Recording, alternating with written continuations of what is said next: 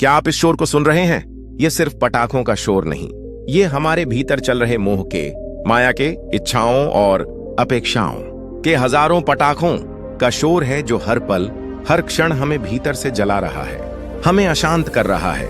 पर क्या हो अगर इस दिवाली आप बाहर के दिए जलाने से पहले अपने भीतर की उस ज्योति को जलाएं जो कभी नहीं बुझती?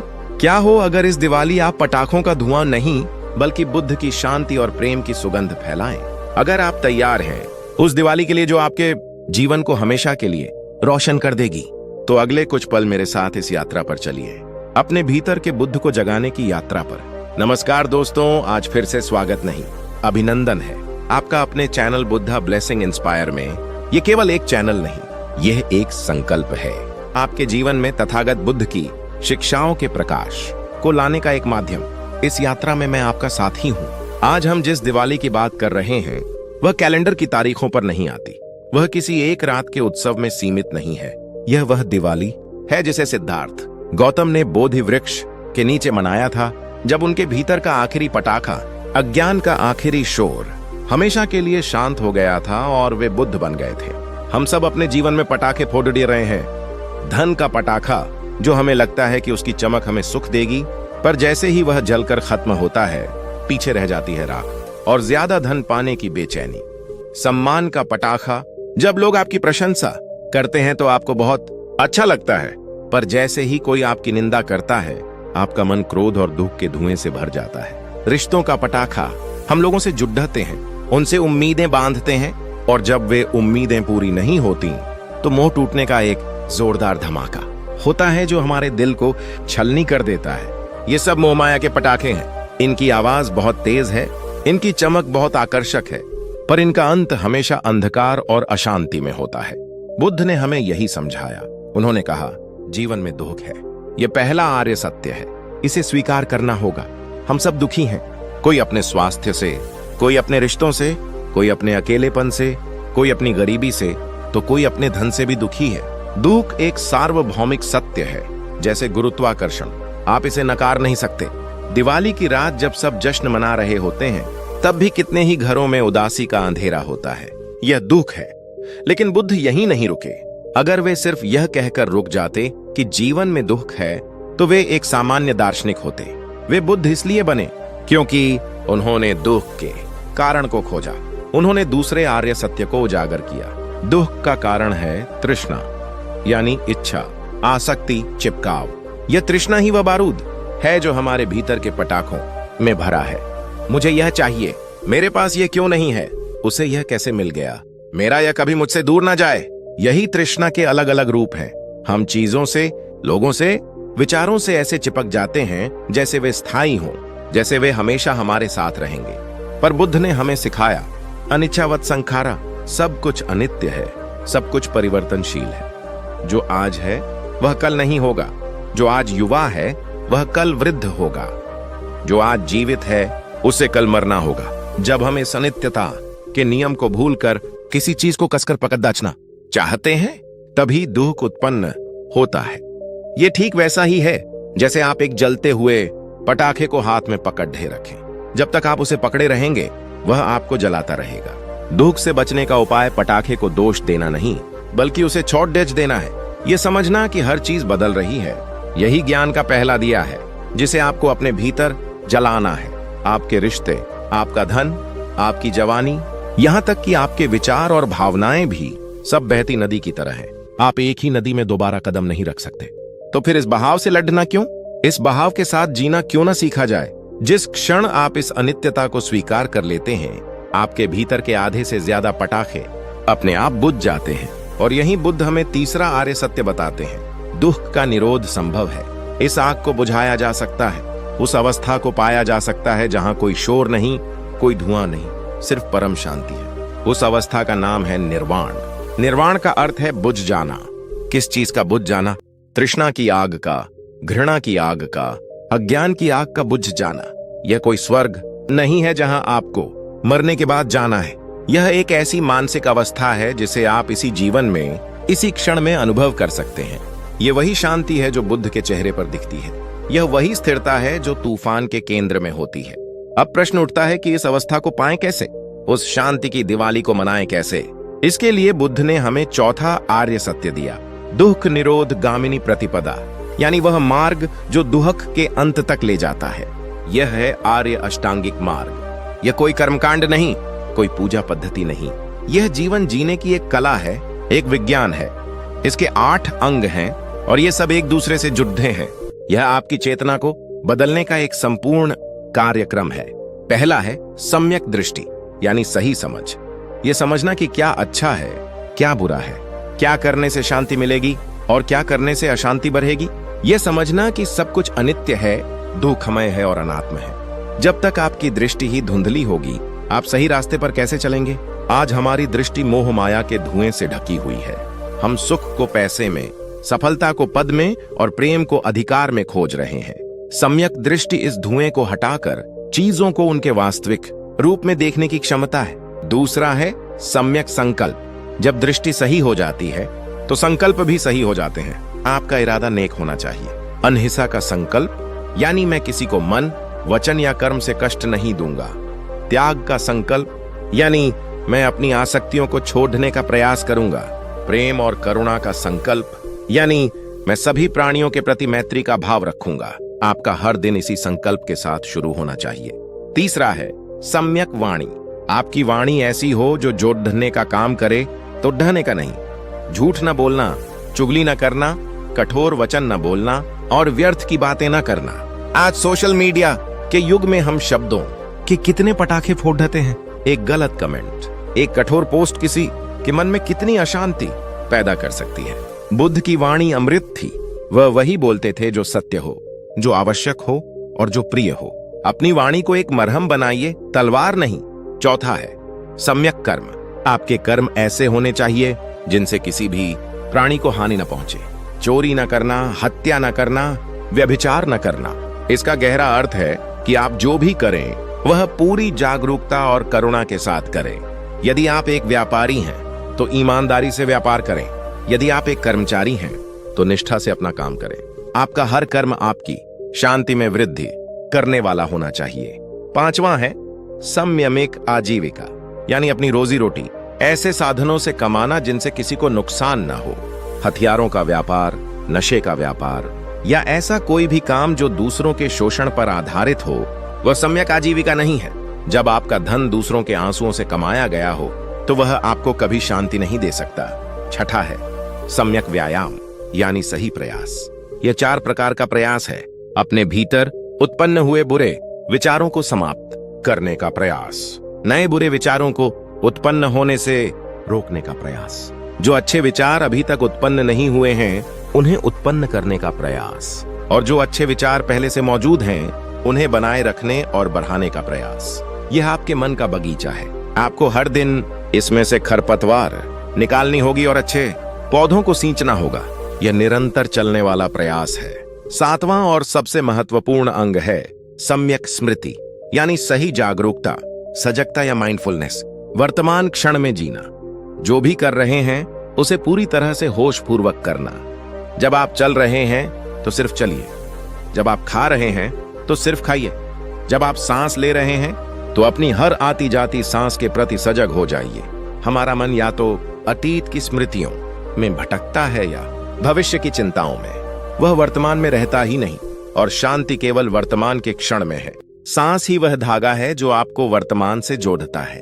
अपनी सांसों को देखना सीखिए और आप पाएंगे कि आपके मन का शोर धीरे धीरे शांत हो रहा है। यही वह आंतरिक दिया है जिसे आपको हर पल जलाकर रखना है। 8वां और अंतिम अंग है सम्यक समाधि। जब आप उपरोक्त 7 अंगों का अभ्यास करते हैं तो आपका मन स्वाभाविक रूप से एकाग्र और शांत होने लगता है। यही समाधि है। यह वह अवस्था है जहां मन के सारे विकार, सारे पटाखे पूरी तरह से शांत हो जाते हैं और आप अपनी वास्तविक प्रकृति, उस परम शांति का अनुभव करते हैं। यह ध्यान की गहरी अवस्था है जो अभ्यास से प्राप्त होती है। यह है बुद्ध का मार्ग। यह कोई रॉकेट साइंस नहीं है। यह बहुत सरल और व्यावहारिक है। इसे अपने जीवन में उतारने के लिए आपको किसी जंगल में जाने की जरूरत नहीं है। आप अपने घर में, अपने परिवार के साथ, अपने काम के साथ रहते हुए इस मार्ग पर चल सकते हैं। अपनी अगली दिवाली पर जब आप बाहर दिए जलाएं तो सम्यक संकल्प का एक दिया अपने भीतर भी जलाएं। जब आप मिठाई बांटें तो सम्यक वाणी की मिठास भी अपने शब्दों में घोलें। जब आप घर की सफाई करें तो सम्यक व्यायाम से अपने मन के कुड्ढे को भी साफ करें। यह यात्रा अकेले की नहीं है। जैसे एक दिए से हजारों दिए जलाए जा सकते हैं, वैसे ही इस ज्ञान को साझा करके आप अनगिनत मनों में शांति का प्रकाश फैला सकते हैं। इस वीडियो को साझा करना केवल एक क्लिक नहीं, यह धर्म का प्रसार है। यह दूसरों को भी मोह माया के पटाखों से दूर शांति की दिवाली मनाने के लिए प्रेरित करने का एक पुण्य कर्म है। इस वीडियो को अपने परिवार, अपने मित्रों तक पहुंचाएं, क्योंकि शायद किसी एक की जिंदगी इस ज्ञान से रोशन हो जाए। चैनल को सब्सक्राइब करना केवल एक संख्या बढ़ाना नहीं, यह इस शांति की यात्रा में हमारे साथ, इस धम्म परिवार के साथ जुड़ने का एक संकल्प है। यह आपका और हमारा साथ में चलने का एक वादा है।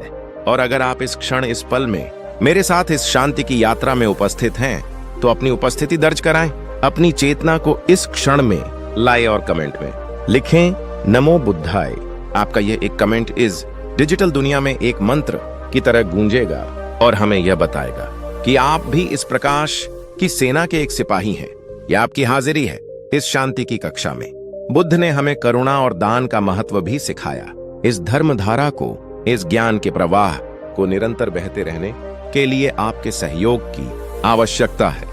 यह चैनल किसी कॉरपोरेट द्वारा नहीं, बल्कि आप जैसे धर्म प्रेमियों के सहयोग से चलता है। आपका दिया हुआ सुपर थैंक्स या चैनल की सदस्यता लेना इस ज्ञान के दिए में तेल डालने जैसा है, ताकि यह और दूर तक प्रकाश फैला सके। यह आपका कर्म है इस शिक्षा को जीवित रखने और इसे जन जन तक पहुंचाने का एक महान पुण्य कार्य। इसे एक खर्च की तरह न देखें, इसे एक निवेश की तरह देखें। अपनी और दूसरों की आत्मिक शांति के लिए किया गया निवेश। चलिए हम उस कहानी पर वापस आते हैं।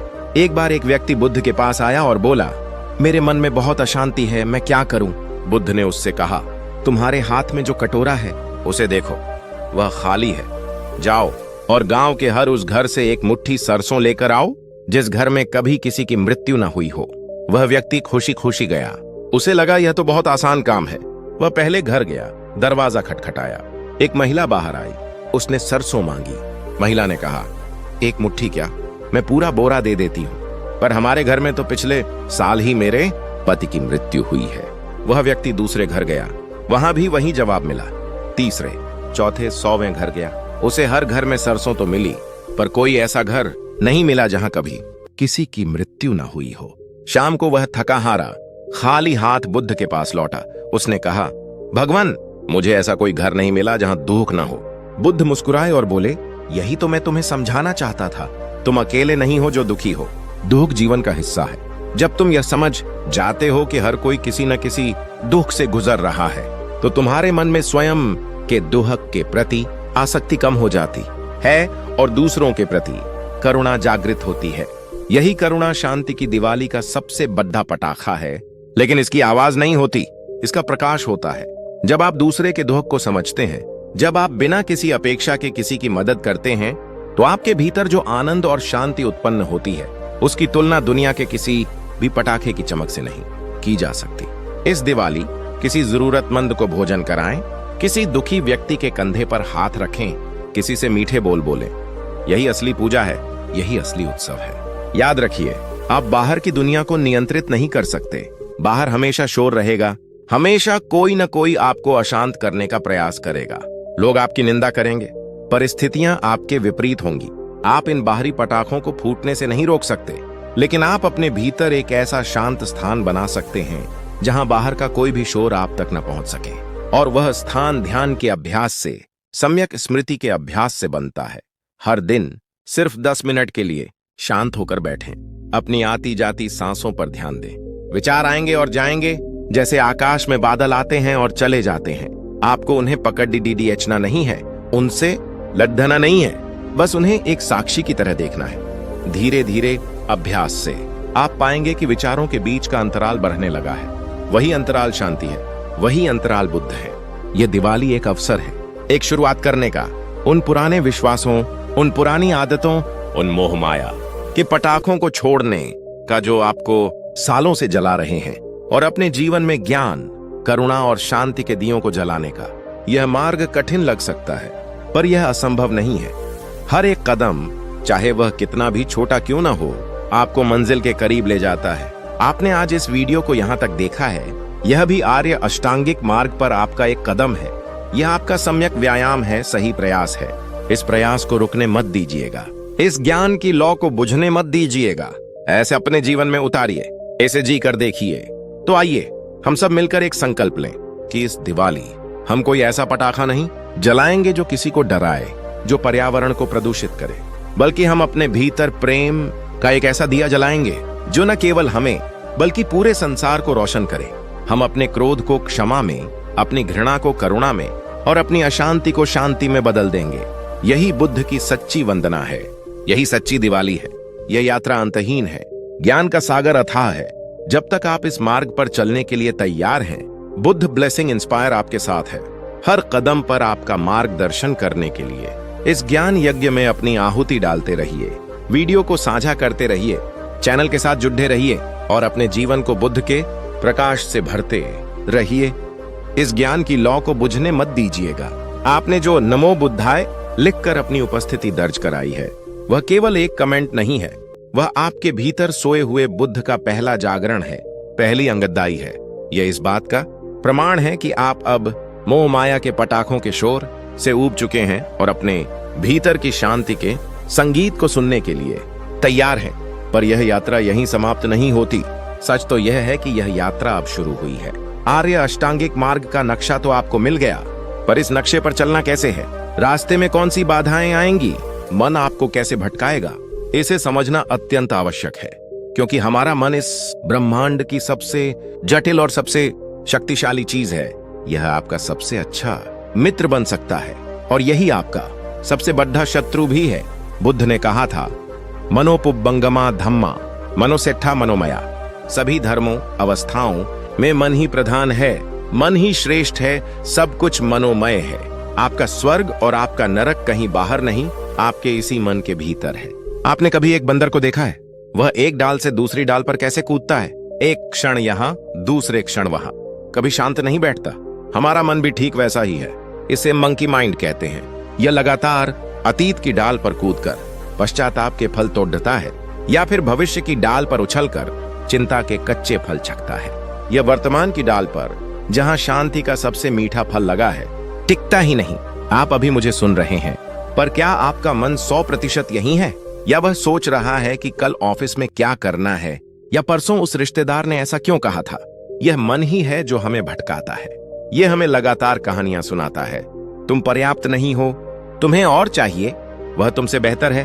तुम्हारे साथ हमेशा बुरा ही होता है, और हम इन कहानियों पर विश्वास कर लेते हैं। यही कहानियां मोह माया के वो पटाखे हैं जिन्हें हम अपने सिर के भीतर 24 घंटे फुड्ढते रहते हैं। इस मन रूपी बंदर को, या कहूं कि एक जंगली हाथी को, कैसे साधा जाए? बुद्ध ने इसका उपाय बताया। सम्यक स्मृति का खूंटा। आपकी सांसें ही वह खूंटा है। जब भी मन भटके, उसे प्यार से, बिना किसी क्रोध के पकड़ ढाकर वापस अपनी सांसों पर ले आएं। ये एक बार में नहीं होगा। आप 1000 बार भटकेंगे तो 1000 बार उसे वापस लाना होगा। ये ठीक वैसे ही है जैसे आप एक छोटे बच्चे को चलना सिखाते हैं। वह गिरता है, आप उसे उठाते हैं, वह फिर गिरता है, आप उसे फिर उठाते हैं। आप उस पर क्रोधित नहीं होते, आप धैर्य रखते हैं। अपने मन के साथ भी आपको यही धैर्य रखना होगा। हर बार जब आप अपने भटकते हुए मन को वापस सांसों पर लाते हैं, आप उसे प्रशिक्षित कर रहे हैं, आप उसकी मांसपेशियों को मजबूत कर रहे हैं। धीरे धीरे अभ्यास से वह आपके साथ रहना सीख जाएगा, और जिस दिन यह मन आपके वश में हो गया, उस दिन आपने दुनिया की सबसे बड़ी लड़ाई जीत ली। क्योंकि बुद्ध ने कहा है, 1000 लड़ाइयां जीतने से बेहतर है स्वयं पर विजय प्राप्त करना। वही तुम्हारी सच्ची जीत है, जिसे तुमसे कोई छीन नहीं सकता। अब एक और गहरा प्रश्न उठता है, यह मैं कौन है जो मन को साधने की कोशिश कर रहा है? यह मैं कौन है जो दुखी होता है? यह मैं कौन है जिसे सम्मान चाहिए? हम कहते हैं, मेरा शरीर, मेरे विचार, मेरी भावनाएं, मेरा नाम। इसका मतलब है कि ये सब चीजें आपकी हैं, पर आप ये चीजें नहीं हैं। आप अपनी कार को मेरी कार कहते हैं, आप कार नहीं हैं। आप अपने घर को मेरा घर कहते हैं, आप घर नहीं हैं। तो फिर यह मैं कौन है? बुद्ध ने इस पर गहन ध्यान किया और एक क्रांतिकारी सत्य को खोजा, जिसे अनात्मन या अनात्ता कहते हैं। इसका अर्थ है नो सेल्फ या अनात्म। जो मैं हमें इतना ठोस, इतना वास्तविक लगता है, वो वास्तव में एक भ्रम है। यह 5 चीजों का एक समुच्चय मात्र है। रूप, शरीर, वेदना, भावनाएं, संज्ञा, धारणाएं, संस्कार, मानसिक आदतें और विज्ञान, चेतना। ये 5 चीजें हर पल बदल रही हैं। आपका शरीर बचपन से अब तक कितना बदल गया है। आपके विचार हर पल बदल रहे हैं। आपकी भावनाएं सुबह कुछ और होती हैं, शाम को कुछ और। तो फिर वह स्थायी मैं कहां है जिससे आप चिपके हुए हैं? यह मैं का भाव, यह अहंकार ही मोह माया का सबसे बड़ा पटाखा है। यही है जो चाहता है कि सब कुछ मेरे हिसाब से हो। जब चीजें मेरे हिसाब से नहीं होती तो यह अहंकार का पटाखा फूटता है और क्रोध, ईर्ष्या और दुख का धुआं फैलाता है। बुद्ध कहते हैं, इस मैं की खोज करो। जब तुम इसे खोजने जाओगे तो यह तुम्हें कहीं नहीं मिलेगा। यह एक प्यास की तरह है। तुम एक परत उतारते हो, तुम्हें लगता है कि अंदर कुछ होगा, फिर दूसरी, फिर तीसरी, और अंत में तुम्हारे हाथ में सिर्फ आंसू रह जाते हैं। कोई सार नहीं मिलता। जिस क्षण तुम यह जान जाते हो कि कोई स्थायी मैं है ही नहीं, तुम मुक्त हो जाते हो। किससे मुक्त? अपमान के भय से, क्योंकि जब कोई मैं है ही नहीं तो अपमान किसका होगा? असफलता के दुख से, क्योंकि जब कोई मैं है ही नहीं तो असफल कौन हुआ? यह परम स्वतंत्रता है। यह उस लहर का ज्ञान है जो समझ जाती है कि वह सागर से अलग नहीं है, वह सागर ही है। यह ज्ञान समझना शायद थोड़ा कठिन लगे, पर इसका बीज अपने मन में बोना आवश्यक है। और इस ज्ञान के बीज को सींचने का सबसे अच्छा तरीका है कर्म का सिद्धांत। आप जो भी करते हैं, जो भी बोलते हैं, यहां तक कि जो भी सोचते हैं, वह एक कर्म है। और हर कर्म का एक फल होता है। यह कोई भगवान नहीं है जो आपको सजा या इनाम दे रहा है। यह प्रकृति का नियम है। जैसे क्रिया की प्रतिक्रिया होती है। अगर आप आम का बीज बोएंगे तो आम का पेड़ DDH ही उगेगा, बबूल का नहीं। अगर आप क्रोध, घृणा और लोभ के कर्म करेंगे तो आपके जीवन में दुख और अशांति के फल ही उगेंगे। और यदि आप प्रेम, करुणा और दान के कर्म करेंगे तो आपके जीवन में सुख और शांति के फूल खिलेंगे। अब इसे इस क्षण से जोड़कर देखिए। आप इस वीडियो को देख और सुन रहे हैं, यह भी एक कर्म है। यह आपका श्रवण कर्म है जो आपके मन में ज्ञान के बीज बो रहा है। इस ज्ञान को सुनकर अपने जीवन में उतारने का संकल्प करना आपका मानसिक कर्म है। अब आपका अगला कर्म क्या होगा? क्या आप इस ज्ञान को सिर्फ अपने तक रखकर इस प्रवाह को रोक देंगे, या इस वीडियो को साझा करके, इसे लाइक करके इस ज्ञान की गंगा को आगे बढ़ाएंगे? जब आप इस वीडियो को साझा करते हैं तो आप केवल एक लिंक नहीं भेज रहे होते, आप किसी अशांत मन तक शांति का एक दिया भेज रहे होते हैं। यह आपका कायिक कर्म है, एक पुण्य कर्म। और कर्म के नियम के अनुसार जब आप दूसरों के जीवन में प्रकाश फैलाते हैं तो आपके अपने जीवन का अंधकार स्वतः ही मिटने लगता है। इस चैनल को सब्सक्राइब करना सिर्फ एक बटन दबाना नहीं है। यह इस बात का संकल्प है कि आप नियमित रूप से ज्ञान का भोजन ग्रहण करेंगे, अपने मन को पोषित करेंगे। यह आपके द्वारा अपने भविष्य के लिए बोया गया एक उत्तम बीज है। यह आपका कर्म है, आपकी जिम्मेदारी है अपने और इस समाज के प्रति। आप इस ज्ञान श्रृंखला की एक महत्वपूर्ण कड़ी DDD है। इस कड्डी को कमजोर मत होने दीजिएगा। याद कीजिए उस स्त्री की कहानी, किसा गौतमी की। उसका एकमात्र पुत्र मर गया था। वह अपने मृत पुत्र को गोद में लिए पागलों की तरह हर दरवाजे पर जाकर उसे जीवित करने की औषधि मांग रही थी। लोग उसे पागल समझ रहे थे। तब एक समझदार व्यक्ति ने उसे बुद्ध के पास भेजा। बुद्ध ने उससे कहा, मैं तुम्हारे पुत्र को जीवित कर दूंगा, पर तुम्हें मेरे लिए एक शर्त पूरी करनी होगी। जाओ और गांव से एक मुट्ठी सरसों उस घर से लेकर आओ जहां कभी किसी की मृत्यु न हुई हो। किसा गौतमी आशा से भर गई। वह हर दरवाजे पर गई। सब उसे सरसों देने को तैयार थे, पर हर घर में कोई ना कोई मर चुका था। किसी का पिता, किसी की माँ, किसी का भाई, किसी का पति। शाम तक उसे समझ आ गया कि मृत्यु एक सार्वभौमिक सत्य है। यह केवल उसी के साथ नहीं हुआ है। उसका व्यक्तिगत दुख एक सार्वभौमिक सत्य में बदल गया। वह बुद्ध के पास लौटी। उसका शोक शांत हो चुका था। उसने सत्य को देख लिया था। बुद्ध ने उसे यह नहीं कहा था कि दुखी मत हो। उन्होंने उसे दुख के स्वभाव को स्वयं अनुभव करने का एक मार्ग दिखाया। हम सब किसा गौतमी हैं। हम अपने छोटे छोटे दुखों को, अपनी छोटी छोटी समस्याओं को पकड़ डच कर बैठे हैं और सोचते हैं कि यह सिर्फ हमारे साथ हो रहा है। हम भूल जाते हैं कि हर कोई संघर्ष कर रहा है। जो व्यक्ति आपको मुस्कुराता हुआ दिख रहा है, क्या पता वह भीतर से कितना टूटा हुआ हो। जब आप इस सत्य को समझ जाते हैं तो आपके भीतर से स्वयं के लिए दया, सेल्फ पिटी समाप्त हो जाती है और सभी प्राणियों के लिए करुणा जागृत होती है। यही करुणा, जिसे मेत्ता और करुणा कहते हैं, बुद्ध की शिक्षा का सार है। यह वह अमृत है जो घृणा की आग को बुझा सकता है। इसका अभ्यास कैसे करें? शांत होकर बैठें। पहले अपने लिए प्रेम और करुणा के भाव उत्पन्न करें। अपने मन में दोहराएं, मैं सुखी रहूं, मैं शांत रहूं, मैं स्वस्थ रहूं, मैं सुरक्षित रहूं। जब आपका पात्र प्रेम से भर जाए, तब इस प्रेम को दूसरों तक फैलाएं। अपने माता पिता, अपने मित्रों, अपने प्रियजनों के लिए यही कामना करें। फिर उन लोगों के बारे में सोचें जिनके प्रति आप तटस्थ हैं, जैसे कोई दुकानदार या सहकर्मी, उनके लिए भी यही कामना करें। और फिर जो सबसे कठिन है, उस व्यक्ति के बारे में सोचें जिसने आपका दिल दुखाया है, जिससे आप घृणा करते हैं, उसके लिए भी यही कामना करें, वह भी सुखी रहे, वह भी शांत रहे। यह मुश्किल होगा, आपका मन विद्रोह करेगा, पर याद रखिए, घृणा को घृणा से समाप्त नहीं किया जा सकता। घृणा को केवल प्रेम से ही जीता जा सकता है। जब आप अपने शत्रु के लिए भी करुणा का भाव रखते हैं, तो आप उसे नहीं, स्वयं को मुक्त करते हैं। आप अपने मन के कारागार से बाहर आ जाते हैं। यही असली दिवाली है, जब मन में किसी के लिए कोई मैल न रह जाए, हर कोने में सिर्फ प्रेम का दिया जल रहा हो। लोग अक्सर बुद्ध के मार्ग को त्याग का मार्ग समझ लेते हैं। उन्हें लगता है कि सब कुछ छोड़ कर सन्यासी बनना होगा। यह एक बहुत बड़ी भूल है। बुद्ध ने मध्यम मार्ग सिखाया। उन्होंने दो अतियों का निषेध किया। एक, भोग विलास में अत्यधिक लिप्त हो जाना, जो उन्होंने राजकुमार सिद्धार्थ के रूप में अनुभव किया था, और दूसरा, शरीर को अत्यधिक कष्ट देना, जो उन्होंने एक तपस्वी के रूप में अनुभव किया था। उन्होंने कहा, सत्य इन दोनों के बीच में है। वीणा के तारों को अगर बहुत ज्यादा कस दोगे तो वे टूट जाएंगे, और अगर बहुत ढीला चौड़ियच दोगे तो उनसे संगीत नहीं निकलेगा। जीवन भी ऐसा ही है। आपको भौतिक संसार को त्यागने की जरूरत नहीं है। आपको केवल उसके प्रति अपनी आसक्ति को त्यागना है। आप अच्छा भोजन कर सकते हैं, पर उसके स्वाद से चिपक मत जाइए। आप सुंदर घर में रह सकते हैं, पर यह भाव मत पालिए कि यह घर ही आपका स्थायी सुख है। सुख बाहर की चीजों में नहीं, बल्कि उन चीजों के प्रति अनासक्त रहने में है। यह कला सीखनी होगी, और यह कला आपको उलझाएगी, आपको सोचने पर मजबूर करेगी कि कैसे बिना चिपके जिया जाए।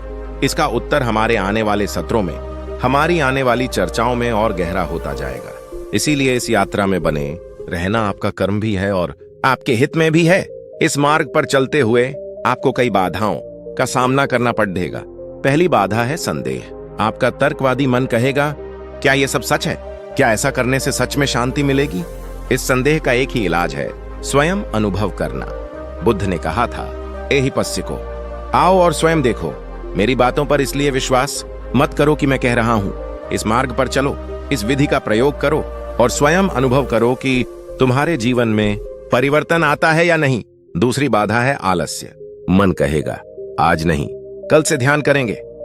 इस आलस्य को सम्यक व्यायाम यानी सही प्रयास से जीतना होगा।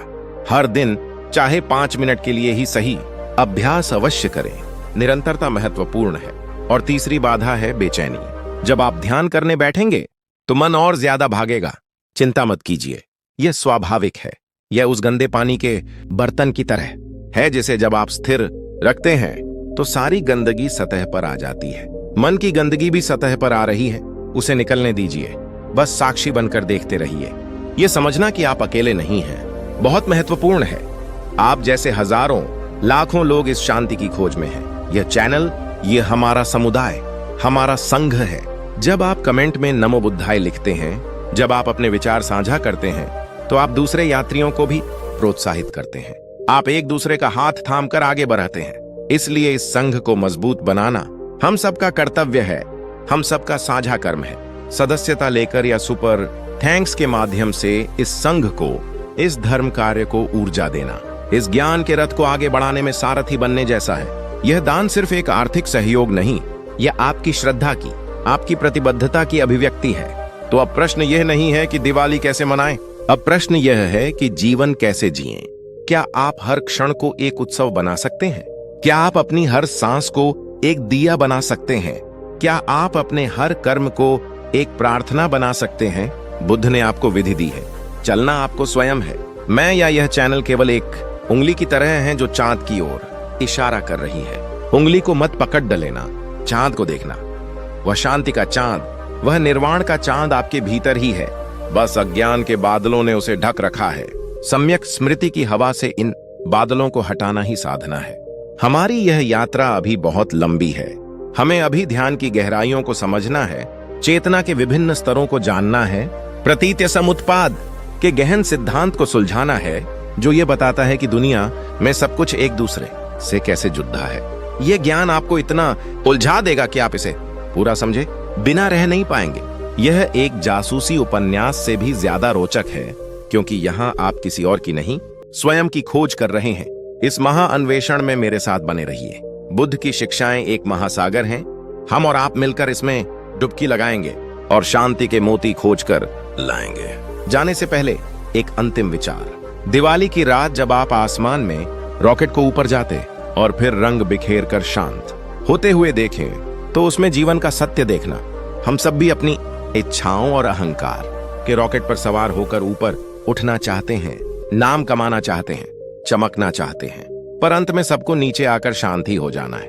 बुद्धिमानी इसमें नहीं है कि आप कितनी ऊंचाई तक गए, बुद्धिमानी इसमें है कि आप कितनी शांति और गरिमा के साथ वापस आए, और इस यात्रा में आपने कितनी करुणा और प्रेम का प्रकाश फैलाया। इस प्रकाश को फैलाने का अपना कर्म करते रहिए। हम जल्द ही मिलेंगे इस यात्रा के अगले पेडिडी ढाव पर। तब तक अपनी सांसों के साथ रहिए, अपने मन के प्रति जागरूक रहिए, और इस यात्रा के अगले पड़ाव पर आपका स्वागत है। क्योंकि सच तो यह है कि जो अभी तक आपने जाना वह तो केवल उस महासागर की पहली लहर थी जिसे बुद्ध ने अनुभव किया था। वह तो केवल उस विशाल हिमालय का पहला शिखर था जिस पर बुद्ध ने विजय प्राप्त की थी।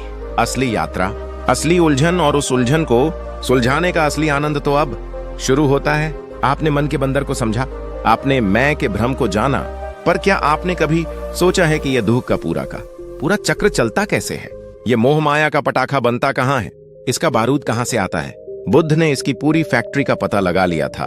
उन्होंने उस पूरे कारखाने का नक्शा बना दिया था जिसे वे प्रतीत्य समुत्पाद कहते थे, यानी कार्य कारण श्रृंखला या डिपेंडेंट ओरिजिनेशन।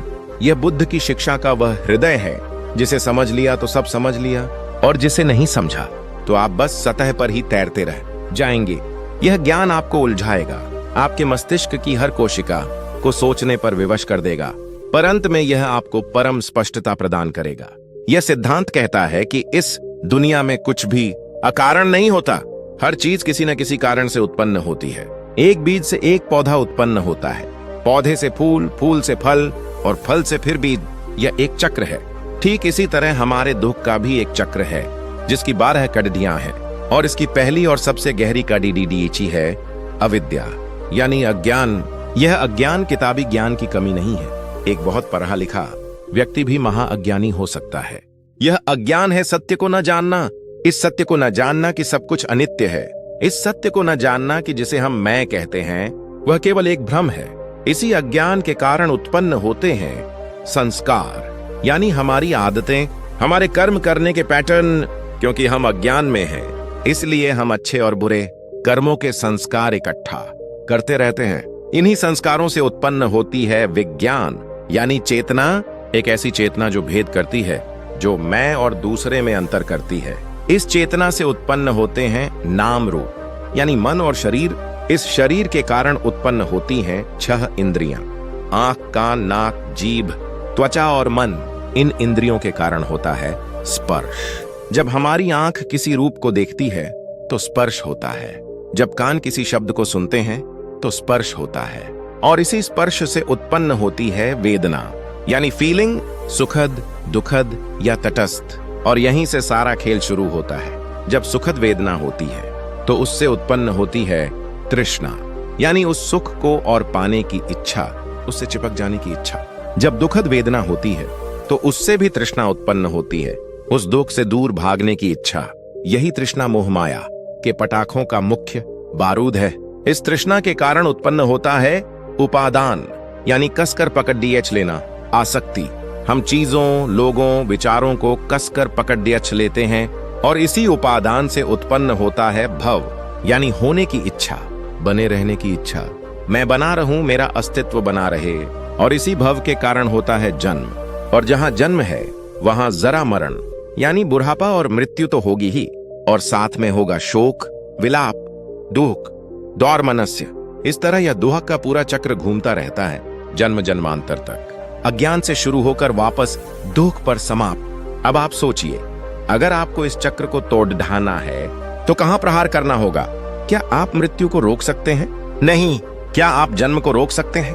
नहीं। बुद्ध ने कहा, इसकी जड्डी डीएच पर प्रहार करो, अज्ञान पर प्रहार करो। जिस क्षण आपके भीतर ज्ञान का दिया जलता है, जिस क्षण आप अनित्यता और अनात्मन के सत्य को देख लेते हैं, उसी क्षण अज्ञान की यह पहली कड्डी टूट जाती है। और जब पहली कड्डी टूटती है तो जैसे साइकिल की चेन टूट जाती है, पूरा चक्र रुक जाता है, थम जाता है, दुख का पूरा कारखाना बंद हो जाता है। यही है निर्वाण, यही है मोह माया के पटाखों से सदा के लिए मुक्ति। यह ज्ञान आपको शायद अभी पूरी तरह समझ ना आया हो, यह आपको उलझन में डाल रहा होगा, और यह स्वाभाविक है क्योंकि यह गहरा है।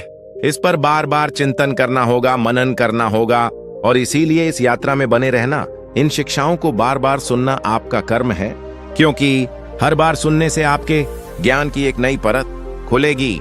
लेकिन इस ज्ञान के मार्ग पर जब आप चलना शुरू करते हैं तो 5 बड्ढे डाकू आपका रास्ता रोकते हैं। ये आपके भीतर ही बैठे हैं। बुद्ध ने इन्हें 5 निवरण या 5 हिंड्रेंसेस कहा। ये वो बादल हैं जो आपके भीतर के शांति के चांद को ढक लेते हैं। पहला डाकू है कामच्छंद, यानी इंद्रिय सुख की तीव्र इच्छा। मन बार बार सुंदर रूपों, मधुर ध्वनियों, अच्छे स्वादों की ओर भागता है। यह आपको वर्तमान में टिकने नहीं देता। दूसरा डाकू है व्यापाद, यानी द्वेष, घृणा, क्रोध। जब चीजें हमारी इच्छा के अनुसार नहीं होती तो यह डाकू प्रकट होता है और हमारे मन की सारी शांति को जलाकर राख कर देता है। तीसरा डाकू है थीनमिद, यानी आलस्य और तंद्रा। यह आपको साधना करने से रोकता है। मन भारी हो जाता है, नींद आने लगती है, शरीर साथ नहीं देता। यह कहता है आज नहीं कल करेंगे। चौथा डाकू है उद्दच्च कुक्कुच, यानी बेचैनी और चिंता। यह मन को एक तूफान में फंसी नाव की तरह बना देता है। मन लगातार भविष्य की चिंता करता है या अतीत पर पछताता है। और पांचवा और सबसे खतरनाक डाकू है विचिकित्सा, यानी संदेह। यह आपके मन में जहर घोलता है। क्या यह मार्ग सही है? क्या बुद्ध सच कह रहे थे? क्या मुझे इससे कुछ मिलेगा भी, या मैं बस अपना समय बर्बाद कर रहा हूं? जब तक आप इन 5 डाकुओं से लड़ना और इन्हें जीतना नहीं सीखते, आप शांति के राज्य में प्रवेश नहीं कर सकते।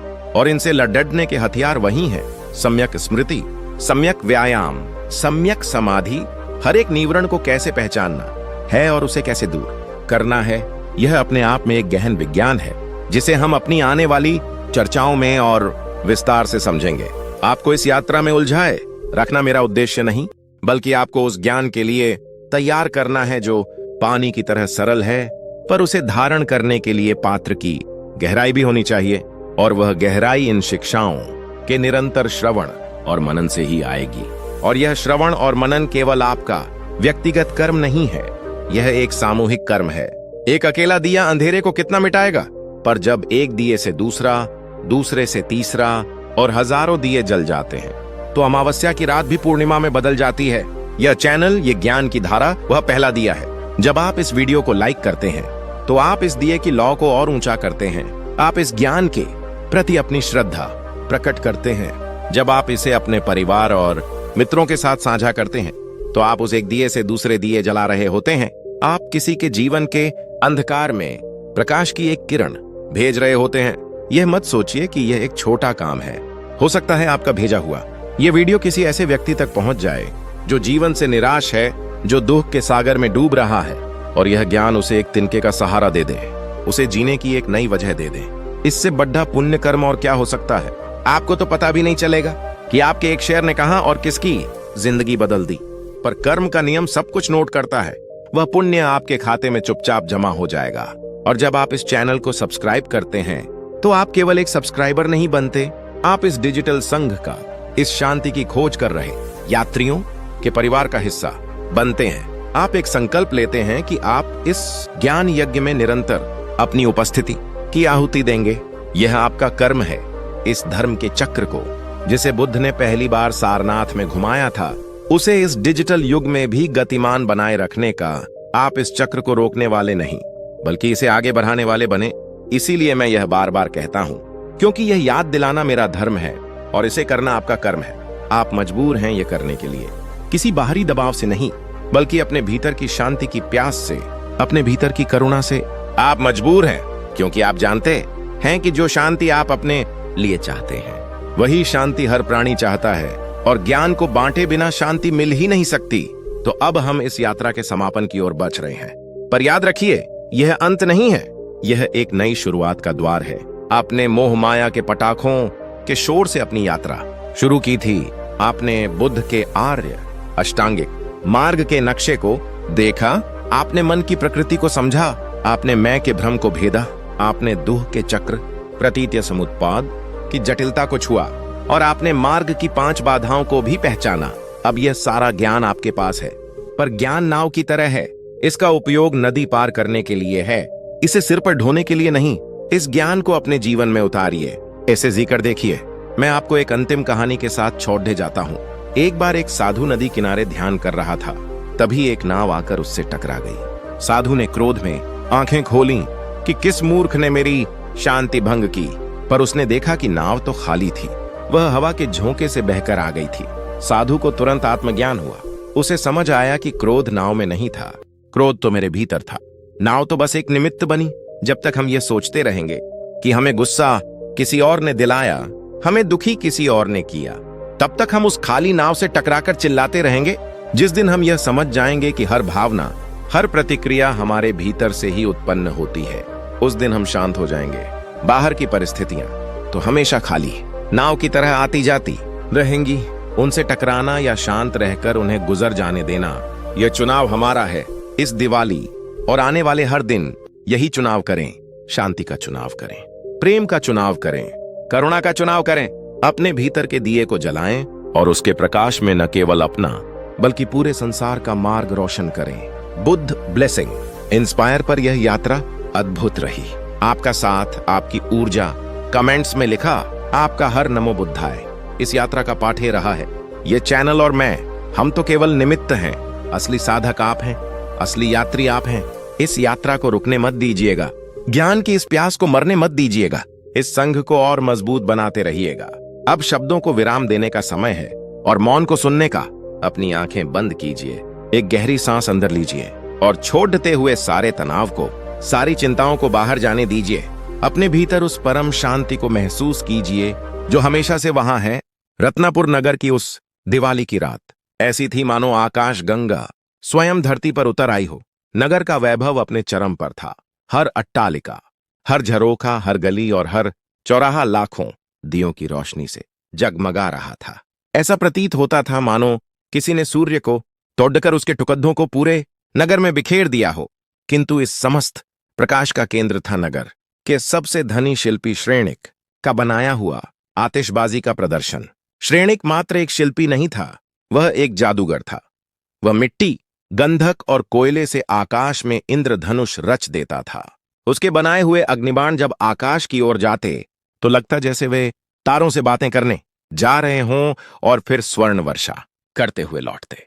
उसकी चक्रियां जब घूमती तो लगता जैसे ब्रह्मांड का चक्र अपनी धुरी पर घूम रहा हो, और उसके अनार जब जलते तो हजारों हीरों की एक ज्योति नदी सी बह निकलती। आज की रात भी श्रेणिक ने अपनी कला का सर्वोच्च प्रदर्शन किया था, जब अंतिम और सबसे विशाल अग्निपुंज आकाश में जाकर एक सहस्र कमल दल के रूप में फटा और उसने पूरे नगर को क्षण भर के लिए दिन के प्रकाश से भी अधिक उज्जवल कर दिया। तो लाखों लोगों का जनसमूह प्रशंसा और विस्मय के एक महासागर की तरह गरज उठा। श्रेणिक अपने महल की सबसे ऊंची छत पर खड़ा अपने परिवार के साथ ये सब देख रहा था। राजा ने स्वयं उसके लिए प्रशंसा के शब्द भेजे थे। उसकी पत्नी यशोधरा का मुख गर्व से दमक रहा था। उसके पुत्र की आंखें अपने पिता के लिए असीम सम्मान से भरी थीं। श्रेणिक के पास वह सब कुछ था जिसकी कोई मनुष्य कल्पना कर सकता है, धन, सम्मान, प्रेम, सफलता। पर जैसे ही उस अंतिम पटाखे की रोशनी बुझी और आकाश में केवल धुएं का एक विशाल बादल और बारूद की तीखी गंध रह गई, श्रेणिक के भीतर भी कुछ बुझ गया। उस लाखों की भीड़ का शोर, तालियों की गड़गड़ाहट, प्रशंसा के शब्द सब उसके कानों तक पहुंच तो रहे थे, पर उसके हृदय को छू नहीं पा रहे थे। उसे अपने भीतर एक अजीब सा खालीपन, एक अजीब सी रिक्तता महसूस हुई, ठीक उस जले हुए पटाखे के खोखले खोल की तरह। यह पहली बार नहीं था। कई वर्षों से हर सफलता के चरम पर पहुंचकर उसे इसी खालीपन का अनुभव होता था। उसे लगता था जैसे वह एक ऐसा कुआं है जिसमें कितना भी अमृत डालो वह भरता ही नहीं। उत्सव समाप्त हुआ, लोग अपने घरों को लौट गए। श्रेणिक भी अपने भव्य कक्ष में आया जो दुनिया की हर मूल्यवान वस्तु से भरा था। रेशमी चादरों वाला पलंग, सोने के पात्र, दीवारों पर अद्भुत चित्रकारी, पर उसे लगा जैसे वह एक स्वर्ण पिंजरे में कैद है। नींद उसकी आंखों से कोसों दूर थी। एक बेचैनी, एक अज्ञात पीड़ा उसके मन को मथ रही थी। वह स्वयं से पूछ रहा था, श्रेणिक, तू क्यों अप्रसन्न है? तेरे पास क्या नहीं है? संसार जिस सुख के पीछे भागता है वह तेरे चरणों में लौटता है, फिर भी तेरे भीतर यह शांति क्यों नहीं है? इन प्रश्नों का कोई उत्तर न पाकर वह आधी रात को चुपके से अपने महल से बाहर निकल गया और नगर की शांत होती सद्धकों पर निरुद्देश्य भटकने लगा। सद्धकों पर अब भी उत्सव के अवशेष बिखरे थे। बुझे हुए दिए, जले हुए पटाखों के टुकड़े, मिठाइयों के दोने, यह सब उसे अपने ही जीवन का प्रतिबिंब लग रहा था। एक शानदार उत्सव जो अंत में राख और कचरे में बदल जाता है। भटकते भटकते वह नगर के बाहरी छोर पर बहने वाली निरंजना नदी के तट पर पहुंच गया। चांदनी रात में नदी का जल चांदी की तरह चमक रहा था और वहीं एक विशाल वटवृक्ष के नीचे उसने उस दृश्य को देखा जिसने उसके जीवन की दिशा हमेशा के लिए बदल दी। उसने देखा एक भिक्षु गेरुए वस्त्रों में शांत भाव से पद्मासन में बैठा था। उसके मुख पर न कोई चिंता थी, न कोई प्रसन्नता, एक अद्भुत समता का भाव था। उसकी आंखें बंद थीं, पर ऐसा प्रतीत होता था मानो वह भीतर की किसी परम ज्योति को देख रहा हो। उसके चेहरे पर एक हल्की सी मुस्कान थी, ऐसी मुस्कान जो किसी बाहरी वस्तु से नहीं बल्कि भीतर के आनंद के झरने से फूटी हो। उस स्थान पर न कोई दिया था, न कोई पटाखा, फिर भी श्रेणिक को लगा कि संसार का समस्त प्रकाश और समस्त शांति उसी एक बिंदु पर केंद्रित हो गई है। भिक्षु के चारों ओर एक ऐसी शांत और शीतल ऊर्जा का आभा मंडल था कि नदी की कलकल और हवा की सरसराहट भी उस शांति को भंग नहीं कर पा रही थी। श्रेणिक ठिठक गया। वह एक स्तंभ की भांति जड्डच होकर उस भिक्षु को देखता रहा। उसने जीवन में बड्ढे बड्ढे राजाओं, सम्राटों और धन कुबेरों को देखा था जिनके चेहरों पर या तो सत्ता का अभिमान होता था या और अधिक पाने की चिंता, पर ऐसी अविचल, ऐसी पूर्ण शांति उसने किसी के मुख पर नहीं देखी थी। यह शांति किसी उपलब्धि की शांति नहीं थी, यह सब कुछ पा लेने के बाद की शांति नहीं थी। यह तो कुछ भी न होने, यहां तक कि स्वयं के भी न होने की परम शांति लग रही थी। श्रेणिक के भीतर एक तूफान उठ खददा हुआ। एक तरफ उसका वैभव, उसका महल, उसका सम्मान जो उसे एक पल की भी शांति न दे सका, और दूसरी तरफ यह अकिंचन भिक्षु जिसके पास तन ढकने के वस्त्रों के सिवा कुछ नहीं था, पर वह शांति के महासागर में डूबा हुआ था। वह घंटों वहीं खड़े रहा। भोर होने को आई, पक्षियों ने चहचहाना शुरू किया। तब भिक्षु ने धीरे से अपनी आंखें खोली। उसकी दृष्टि श्रेणिक पर पड़ ढी, पर उसकी आंखों में न कोई आश्चर्य था, न कोई प्रश्न, बस असीम करुणा और मैत्री का भाव था। श्रेणिक का सारा अहंकार, सारा धन, सारा ज्ञान उस एक दृष्टि के सामने पिघल गया। वह एक बच्चे की तरह चलकर भिक्षु के समीप गया और उसके चरणों में बैठ गया। उसके कंठ से शब्द नहीं निकल रहे थे, केवल आंखों से अश्रु बह रहे थे। भिक्षु ने अपना हाथ उठाकर उसे शांत होने का संकेत किया और कोमल स्वर में पूछा, कहो पुत्र, आधी रात से यहां क्यों खड़े हो? कौन सी पीड़ा तुम्हें यहां तक खींच लाई है? श्रेणिक ने रुंधे हुए गले से कहा, भगवान, मैं रत्नापुर का सबसे सफल व्यक्ति हूं और सबसे दरिद्र भी। मेरा खजाना भरा है पर मेरा मन खाली है। मैं आकाश में प्रकाश रचता हूं पर मेरे अपने भीतर घना अंधकार है। मैंने लाखों लोगों को क्षणिक आनंद दिया है पर मैं स्वयं शांति की एक बूंद के लिए तरस रहा हूं। आपके मुख पर जो शांति है वह मुझे कहां मिलेगी? इसका मूल्य क्या है? मैं अपना सर्वस्व देने को तैयार हूं। भिक्षु के चेहरे पर वही सौम्य मुस्कान बनी रही। उसने कहा, पुत्र, जिस शांति को तुम खोज रहे हो वह किसी बाजार में नहीं बिकती कि तुम उसे अपने धन से खरीद सको, और न ही वह किसी खजाने में छिपी है कि तुम उसे खोज सको। वह तो तुम्हारे भीतर ही विद्यमान है, ठीक वैसे ही जैसे दूध में मक्खन। बस उसे मतने की विधि आनी चाहिए। तुमने कहा कि तुम आकाश में प्रकाश रचते हो, पर क्या तुमने कभी उस प्रकाश के स्वभाव पर विचार किया है? वह कितनी देर टिकता है? श्रेणिक ने कहा, भगवान, कुछ क्षण, और उसके बाद क्या शेष रहता है? भिक्षु ने पूछा। धुआं, राख और अंधकार, श्रेणिक ने धीमे स्वर में उत्तर दिया। भिक्षु ने कहा, तथागत ने यही तो सिखाया है। संसार के सारे सुख सारा सम्मान, सारा वैभव तुम्हारे बनाए हुए पटाखों की तरह ही है। वे बड्डी धूमधाम से आते हैं, क्षण भर के लिए अपनी चमक से आंखों को चौंधिया देते हैं, पर अंत में पीछे केवल अशांति का धुआं और अतृप्ति की राख छोड़ डर जाते हैं। तुम जिसे सुख समझ रहे हो वह सुख है ही नहीं, वह केवल दुख का अभाव है। तुम एक ऐसे संसार को पकड़ बेचने की कोशिश कर रहे हो जो नदी के प्रवाह की तरह निरंतर बदल रहा है, जो अनित्य है। जब तुम किसी अनित्य वस्तु से स्थायी सुख की आशा करते हो तो दुख के अतिरिक्त और क्या हाथ लगेगा? तुम्हारी पीड़ा का कारण तुम्हारा धन या तुम्हारी कला नहीं, तुम्हारी पीड़ा का कारण है तुम्हारी आसक्ति, तुम्हारा चिपकाव। यह सुनकर श्रेणिक को लगा जैसे किसी ने उसके मर्म पर चोट की हो। उसे भिक्षु के शब्द तीखे लगे, पर उनमें असत्य का लेश मात्र भी नहीं था। उसने पूछा, तो क्या मैं सब कुछ त्याग दूं? अपना घर, अपना परिवार, अपनी कला? भिक्षु ने मुस्कुराकर कहा, त्याग बाहर से नहीं, भीतर से होता है। तुम अपना महल त्याग कर जंगल में चले जाओ, पर अगर तुम्हारा मन अब भी महल में ही अटका है तो तुम सन्यासी होकर भी गृहस्थ ही रहोगे। और तुम महल में रहकर अपने समस्त कर्तव्यों का पालन करते हुए भी यदि मन से अनासक्त हो जाओ तो तुम गृहस्थ होकर भी सन्यासी हो। तथागत ने मध्यम मार्ग दिखाया है। पुत्र, वीणा के तारों को इतना मत कसो कि वे टूट जाएं, और न ही इतना ढीला छोड़ दो कि उनसे संगीत ही न निकले। समस्या वस्तुओं में नहीं, वस्तुओं के प्रति तुम्हारे मोह में है। श्रेणिक मंत्र मुग्ध सा सुनता रहा। हर शब्द उसके हृदय में उतर रहा था और वर्षों से जमी अज्ञान की परतों को तोड़ दे रहा था। उसे पहली बार लगा कि वह अपने जीवन की पहेली को सुलझा सकता है। उसने हाथ जोड़कर कहा, भगवान, मुझे यह विधि सिखाइए, मुझे अपने मन को मथना सिखाइए ताकि मैं शांति का मक्खन पा सकूं। मुझे शिष्य के रूप में स्वीकार कीजिए। भिक्षु ने कहा, मैं तो केवल एक मार्गदर्शक हूं, चलना तो तुम्हें स्वयं पर डीहेगा। साधना का पथ धैर्य और निरंतर प्रयास की मांग करता है। क्या तुम तैयार हो? श्रेणिक ने दृढ़ता से कहा, मैं तैयार हूं। उस दिन के बाद श्रेणिक का जीवन बदल गया।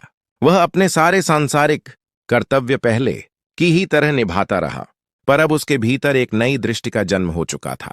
वह हर दिन भोर से पहले उठता और नदी तट पर जाकर उस भिक्षु से, जिसका नाम विमल कीर्ति था, ध्यान और धर्म की शिक्षा लेता। विमल कीर्ति ने उसे आर्य अष्टांगिक मार्ग समझाया। जब श्रेणिक अपने कर्मशाला में जाता तो अब उसे मिट्टी और गंधक में सम्यक कर्म दिखाई देता। जब वह अपने कर्मचारियों से बात करता तो उसे अपनी वाणी में सम्यक वाणी का अभ्यास करने का अवसर मिलता। जब वह अपने बही खाते देखता तो उसे सम्यक आजीविका का सिद्धांत स्मरण हो आता। उसका पूरा जीवन ही उसकी साधना का क्षेत्र बन गया। पर यह मार्ग फूलों की सेज नहीं था। उसका मन, जो वर्षों से मोह माया के पटाखे बनाने और देखने का आदी था, बार बार विद्रोह करता। जब वह ध्यान करने बैठता तो हजारों विचार उस पर आक्रमण करते। नए पटाखों की डिजाइन, अगले उत्सव का अनुबंध, प्रतिस्पर्धियों से आगे निकलने की चिंता। उसका मन एक जंगली हाथी की तरह था जिसे साधना बहुत मुश्किल था। कई बार वह निराश हो जाता। उसे लगता कि यह मार्ग उसके लिए नहीं है। एक शाम वह बहुत उदास मन से विमल कीर्ति के पास गया और बोला, भगवान, मैं असफल हो रहा हूं। मेरा मन मेरे वश में नहीं है। जब मैं शांति को पकड़ बेचने की कोशिश करता हूं तो वह रेत की तरह मेरी मुट्ठी से फिसल जाती है। शायद मैं इस योग्य ही नहीं हूं। विमल कीर्ति ने शांत भाव से उसकी बात सुनी और फिर एक कहानी सुनानी शुरू की। एक समय की बात है। एक व्यक्ति को एक बहुत सुंदर और कीमती कटोरा मिला। वह उसे बहुत प्रेम करता था। वह हर समय उसे साफ करता, उसे निहारता। एक दिन वह कटोरा उसके हाथ से छूटकर पत्थर पर गिर गया और उसमें एक पतली सी दरार आ गई। वह व्यक्ति बहुत दुखी हुआ। उसने उस दरार को सोने से भरने की कोशिश की, पर दरार दिखती रही। उसने उसे रेशमी कपड़ों में लपेटकर छिपाने की कोशिश की, पर उसे पता था कि दरार वहीं है। वह हर समय उस दरार के बारे में ही सोचता रहता और दुखी रहता। एक दिन एक जैन गुरु उसके घर आए। उन्होंने उस कटोरे को देखा और मुस्कुराए। उन्होंने उस व्यक्ति से कहा, तुम इस दरार के कारण दुखी हो, पर क्या तुमने कभी सोचा है कि इसी दरार के कारण अब इस कटोरे की कहानी पहले से कहीं ज्यादा सुंदर हो गई है? इसी दरार के कारण अब यह कटोरा अद्वितीय है। इसी दरार से होकर अब प्रकाश एक नए तरीके से इसके भीतर जा सकता है। गुरु ने उस दरार में एक छोटा सा फूल लगा दिया। अब वह कटोरा पहले से भी 1000 गुना ज्यादा खूबसूरत लग रहा था। कहानी समाप्त करके विमल कीर्ति ने श्रेणिक की आंखों में देखा और कहा, पुत्र, तुम्हारा मन भी उस कटोरे की तरह है। तुम्हारी बेचैनी, तुम्हारे पुराने संस्कार, तुम्हारी असफलताएं ही वे दरारें हैं। उनसे लड़ो मत, उन्हें घृणा से मत देखो, उन्हें स्वीकार करो। उन्हीं दरारों से होकर करुणा और ज्ञान का प्रकाश तुम्हारे भीतर प्रवेश करेगा। हर बार जब तुम्हारा मन भटकता है और तुम उसे वापस अपनी सांसों पर लाते हो, तो तुम उस दरार को सोने से नहीं बल्कि जागरूकता से भर रहे होते हो। निराश मत हो, यह यात्रा एक कदम में पूरी नहीं होती। हर एक सांस, हर एक क्षण एक नया अवसर है। हर एक सांस, हर एक क्षण एक नया अवसर है। विमल कीर्ति के ये शब्द श्रेणिक के लिए मंत्र बन गए। वह अपने महल लौटा, पर अब वह महल का स्वामी नहीं, एक जागरूक प्रहरी था। उसने अपनी कार्यशाला में प्रवेश किया, पर अब वह केवल एक शिल्पी नहीं, एक साधक था जो मिट्टी और गंधक के कण कण में अनित्यता के सत्य को देख रहा था। उसके लिए अब पटाखे बनाना केवल एक व्यवसाय नहीं रहा, यह उसका ध्यान बन गया। जब वह कोयले को पीसता तो उसे अपने अहंकार को पीसता हुआ देखता। जब वह गंधक को मिलाता तो उसे अपने मन के विकारों, क्रोध और घृणा के मिश्रण का स्मरण हो आता। और जब वह उन्हें एक खोखले बांस में भरता तो उसे अपने शरीर की नश्वरता का बोध होता, जो बाहर से कितना भी सुंदर क्यों न हो, भीतर से खोखला है और एक दिन राख में मिल जाने वाला है। उसके कर्मचारी हैरान थे। श्रेणिक अब पहले से कहीं अधिक शांत, कहीं अधिक केंद्रित था। वह अब उन पर अकारण क्रोध नहीं करता था, छोटी छोटी गलतियों पर चिल्लाता नहीं था। वह उनके सुख दुख में भागीदार बनता, उनकी समस्याओं को धैर्य से सुनता। उसकी कार्यशाला का वातावरण ही बदल गया। जहां पहले केवल पटाखों के शोर और प्रतिस्पर्धा का तनाव रहता था, वहां अब एक मौन रचनात्मकता और शांति का वास होने लगा था। किंतु जैसा विमल कीर्ति ने कहा था, यह मार्ग सरल नहीं था। मन की पुरानी आदतें बद्दी हठी होती हैं। एक दिन राजधानी से दूत आया। सम्राट ने बसंतोत्सव के लिए एक अभूतपूर्व आतिशबाजी प्रतियोगिता की घोषणा की थी। विजेता को न केवल स्वर्ण मुद्राओं से तौला जाएगा, बल्कि उसे अग्निशिल्पी की राजकीय उपाधि से भी सम्मानित किया जाएगा।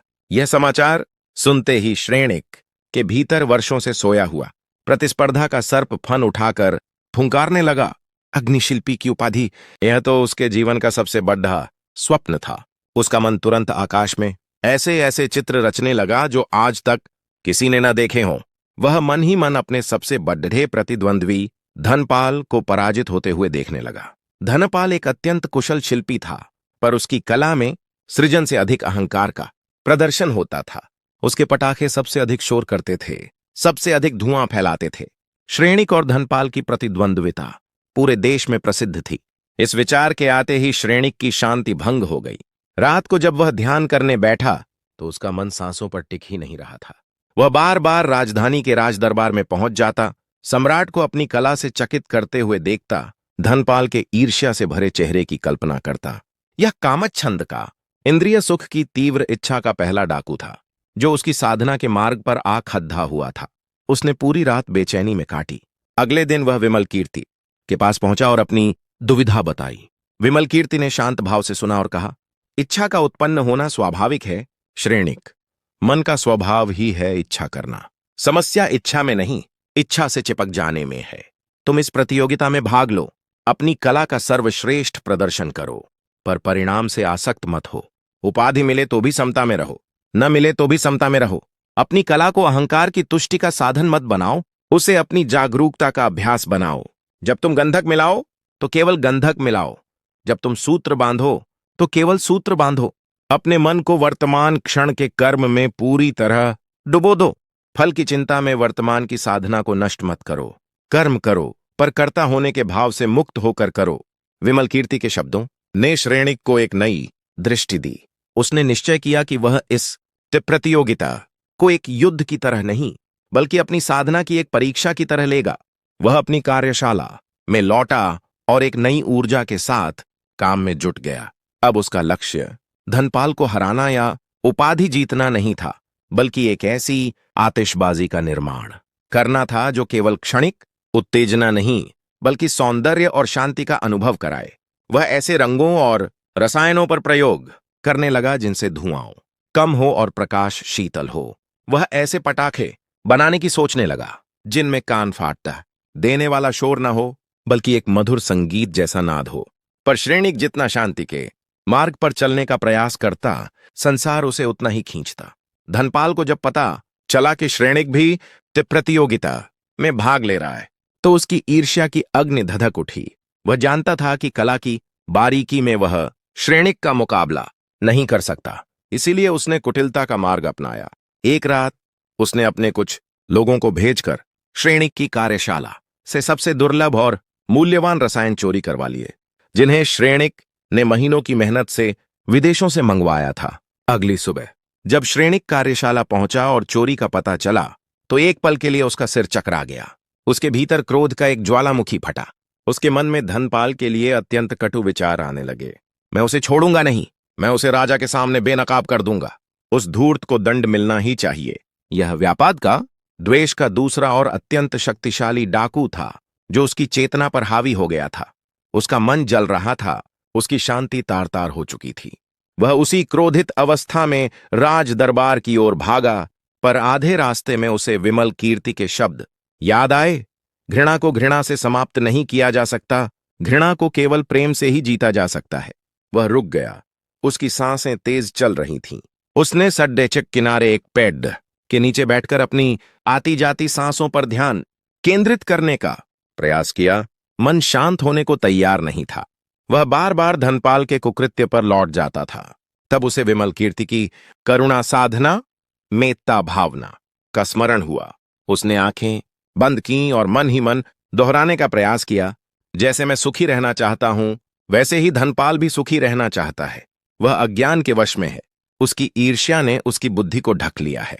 वह स्वयं अपने भीतर ईर्ष्या की आग में जल रहा है। वह मुझसे अधिक दयनीय है, उसका भी मंगल हो। यह कहना अत्यंत कठिन था। उसके भीतर का हर कण विद्रोह कर रहा था, पर वह प्रयास करता रहा। धीरे धीरे जैसे गर्म लोहे पर पानी की बूंदें पड़ती हैं, उसके क्रोध की आग शांत होने लगी। उसे यह बोध हुआ कि यदि वह भी क्रोध और प्रतिशोध की भावना से कर्म करेगा तो उसमें और धनपाल में क्या अंतर रह जाएगा। धनपाल ने तो केवल उसके रसायन चुराए हैं, पर वह क्रोध करके अपनी मन की शांति स्वयं चुरा रहा है। यह बोध होते ही उसका मन हल्का हो गया। वह राजदरबार नहीं गया। वह अपनी कार्यशाला में वापस लौटा। उसके पास अब वे दुर्लभ रसायन नहीं थे, पर उसके पास अब जागरूकता और शांति का उससे भी दुर्लभ रसायन था। किंतु उसकी परेशानियां यहीं समाप्त नहीं हुईं। इस घटना का समाचार उसकी पत्नी यशोधरा तक पहुंचा। यशोधरा एक व्यावहारिक और सांसारिक स्त्री थी। वह श्रेणिक के इस नए आध्यात्मिक झुकाव को संदेह की दृष्टि से देखती थी। उसे लगता था कि उसका पति दुनियादारी से विमुख हो रहा है। जब उसने सुना कि श्रेणिक ने धनपाल के विरुद्ध कोई कार्यवाही नहीं की तो वह क्रोध से भर उठी। उसने श्रेणिक से कहा, यह आप क्या कर रहे हैं? उस दुष्ट ने हमारा इतना बड़ा नुकसान किया और आप हाथ पर हाथ धरे बैठे हैं। यह साधु संतों की बातें आपको कायर बना रही हैं। लोग आप पर हंसेंगे। हमारी प्रतिष्ठा का क्या होगा? अगर आप कुछ नहीं करेंगे तो मैं स्वयं अपने भाइयों को लेकर धनपाल के घर जाऊंगी। यह एक और कठिन परीक्षा थी। एक तरफ धर्म का मार्ग था, दूसरी तरफ पत्नी का प्रेम और सांसारिक कर्तव्य। श्रेणिक ने बहुत धैर्य से यशोधरा को समझाने की कोशिश की। यशोधरे, प्रतिशोध से प्रतिशोध ही बढ़ता है। अग्नि में घी डालने से वह बुझती नहीं और भड़कती है। तुम मुझ पर विश्वास रखो। सत्य का मार्ग कठिन हो सकता है, पर अंत में विजय उसी की होती है। पर यशोधरा कुछ भी सुनने को तैयार नहीं थी। उन दोनों के बीच एक गहरी खाई बनती जा रही थी। श्रेणिक को अकेलापन महसूस होने लगा। उसे लगा कि वह एक ऐसी नाव पर सवार है जिसमें उसके परिवार का कोई भी सदस्य उसके साथ नहीं है। अब प्रतियोगिता में बहुत कम समय बचा था। श्रेणिक को शून्य से शुरुआत करनी थी। दिन रात की मेहनत के कारण उसका शरीर थकने लगा। जब वह सुबह ध्यान के लिए बैठता तो उसे नींद घेर लेती। उसका मन भारी और सुस्त हो जाता। यह थीन मिद्ध का आलस्य और तंद्रा का तीसरा डाकू था जो उसे साधना करने से रोक रहा था। उसे लगता, क्या लाभ है इस साधना का? इससे अच्छा है कि मैं सो जाऊं और अपने शरीर को आराम दूं। पर फिर उसे बुद्ध की कहानी याद आती कि कैसे उन्होंने ज्ञान प्राप्ति से पहले 6 वर्षों तक अथक साधना की थी।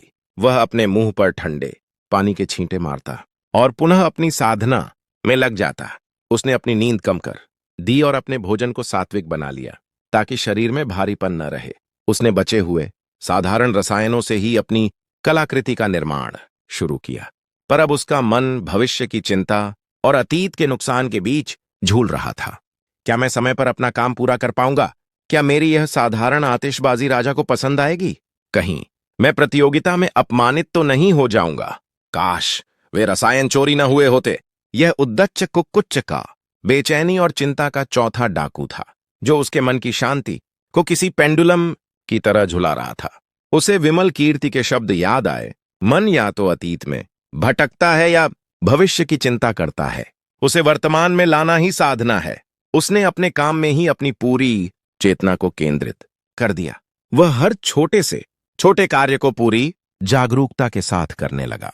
धीरे धीरे भविष्य की चिंता और अतीत का पछतावा वर्तमान के कर्म में विलीन होने लगे। जैसे जैसे प्रतियोगिता का दिन निकट आ रहा था, श्रेणिक के मन में एक अंतिम और सबसे खतरनाक डाकू ने प्रवेश किया। विचिकित्सा यानी संदेह। क्या यह मार्ग सच में सही है? मैं क्षमा और करुणा का अभ्यास कर रहा हूं और संसार मेरे साथ अन्याय कर रहा है। धनपाल अपनी कुटिलता से शायद सफल हो जाएगा और मैं अपनी तथाकथित साधुता के कारण असफल हो जाऊंगा। क्या यह शांति का मार्ग मुझे कायर और अकर्मण्य तो नहीं बना रहा? कहीं यह सब एक भ्रम तो नहीं? यह संदेह एक जहर की तरह उसकी श्रद्धा को नष्ट कर रहा था। उसे लगा कि वह दो नावों पर पैर रखकर खड्डा है, एक संसार की और एक धर्म की, और दोनों विपरीत दिशाओं में जा रही हैं। वह किसी भी क्षण गिर सकता था। इस गहरी निराशा और संदेह के क्षण में वह एक बार फिर विमल कीर्ति के पास गया। उसने अपनी सारी व्यथा, अपना सारा संदेह उनके समक्ष रख दिया। विमल कीर्ति ने कोई उपदेश नहीं दिया। उन्होंने श्रेणिक को अपने साथ चलने का संकेत किया। वे दोनों चलते चलते एक झील के किनारे पहुंचे। झील का पानी अत्यंत शांत और स्वच्छ था। उसमें आकाश के बादलों और किनारे खड्डे, वृक्षों का प्रतिबिंब स्पष्ट दिखाई दे रहा था। विमल कीर्ति ने एक पत्थर उठाया और उसे झील में फेंक दिया। पत्थर के गिरते ही शांत जल में लहरें उठने लगीं और सारा प्रतिबिंब अस्त व्यस्त हो गया, धुंधला हो गया। कुछ देर मौन रहने के बाद विमल कीर्ति ने कहा, श्रेणिक, तुम्हारा मन इस झील की तरह है। जब वह शांत होता है तो उसमें सत्य का प्रतिबिंब स्पष्ट दिखाई देता है, पर संदेह, क्रोध, चिंता और इच्छा के पत्थर जब इसमें गिरते हैं तो सब कुछ धुंधला हो जाता है। तुम प्रतिबिंब को ठीक करने की कोशिश मत करो, तुम बस धैर्य रखो। लहरों से लड्ढो मत, उन्हें शांत होने दो। देखो, जैसे जैसे लहरें शांत हो रही थीं, झील का पानी फिर से स्थिर हो रहा था और प्रतिबिंब पुनः स्पष्ट होने लगा था। तुम्हारा संदेह, विमल कीर्ति ने आगे कहा, एक लहर मात्र है। यह आया है, यह चला जाएगा। तुम इसके दृष्टा बनो, इसे पकड़ ढो मत। तथागत के मार्ग पर विश्वास किसी अंधविश्वास पर आधारित नहीं है, यह एहिपस्सिकों के सिद्धांत पर आधारित है। आओ और स्वयं देखो। तुम मार्ग पर चल रहे हो तो तुम स्वयं देखोगे। हो सकता है तुम यह प्रतियोगिता हार जाओ, हो सकता है तुम्हें अग्निशिल्पी की उपाधि न मिले, पर स्वयं से पूछो, इन कुछ दिनों के अभ्यास में क्या तुमने अपने क्रोध पर पहले से अधिक विजय नहीं पाई है? क्या तुमने चिंता में बह जाने के बजाय वर्तमान में रहना नहीं सीखा है? क्या तुम्हारे मन में पहले से अधिक शांति नहीं है? यही तो असली विजय है श्रेणिक। उपाधियां और सम्मान तो पटाखों की क्षणिक चमक है। मन की शांति वह दिया है जो तुम्हारे भीतर हमेशा जलता रहेगा। विमल कीर्ति के दृष्टांत ने श्रेणिक के संदेह के बादलों को छांट दिया। उसे अपनी भूल का आभास हुआ।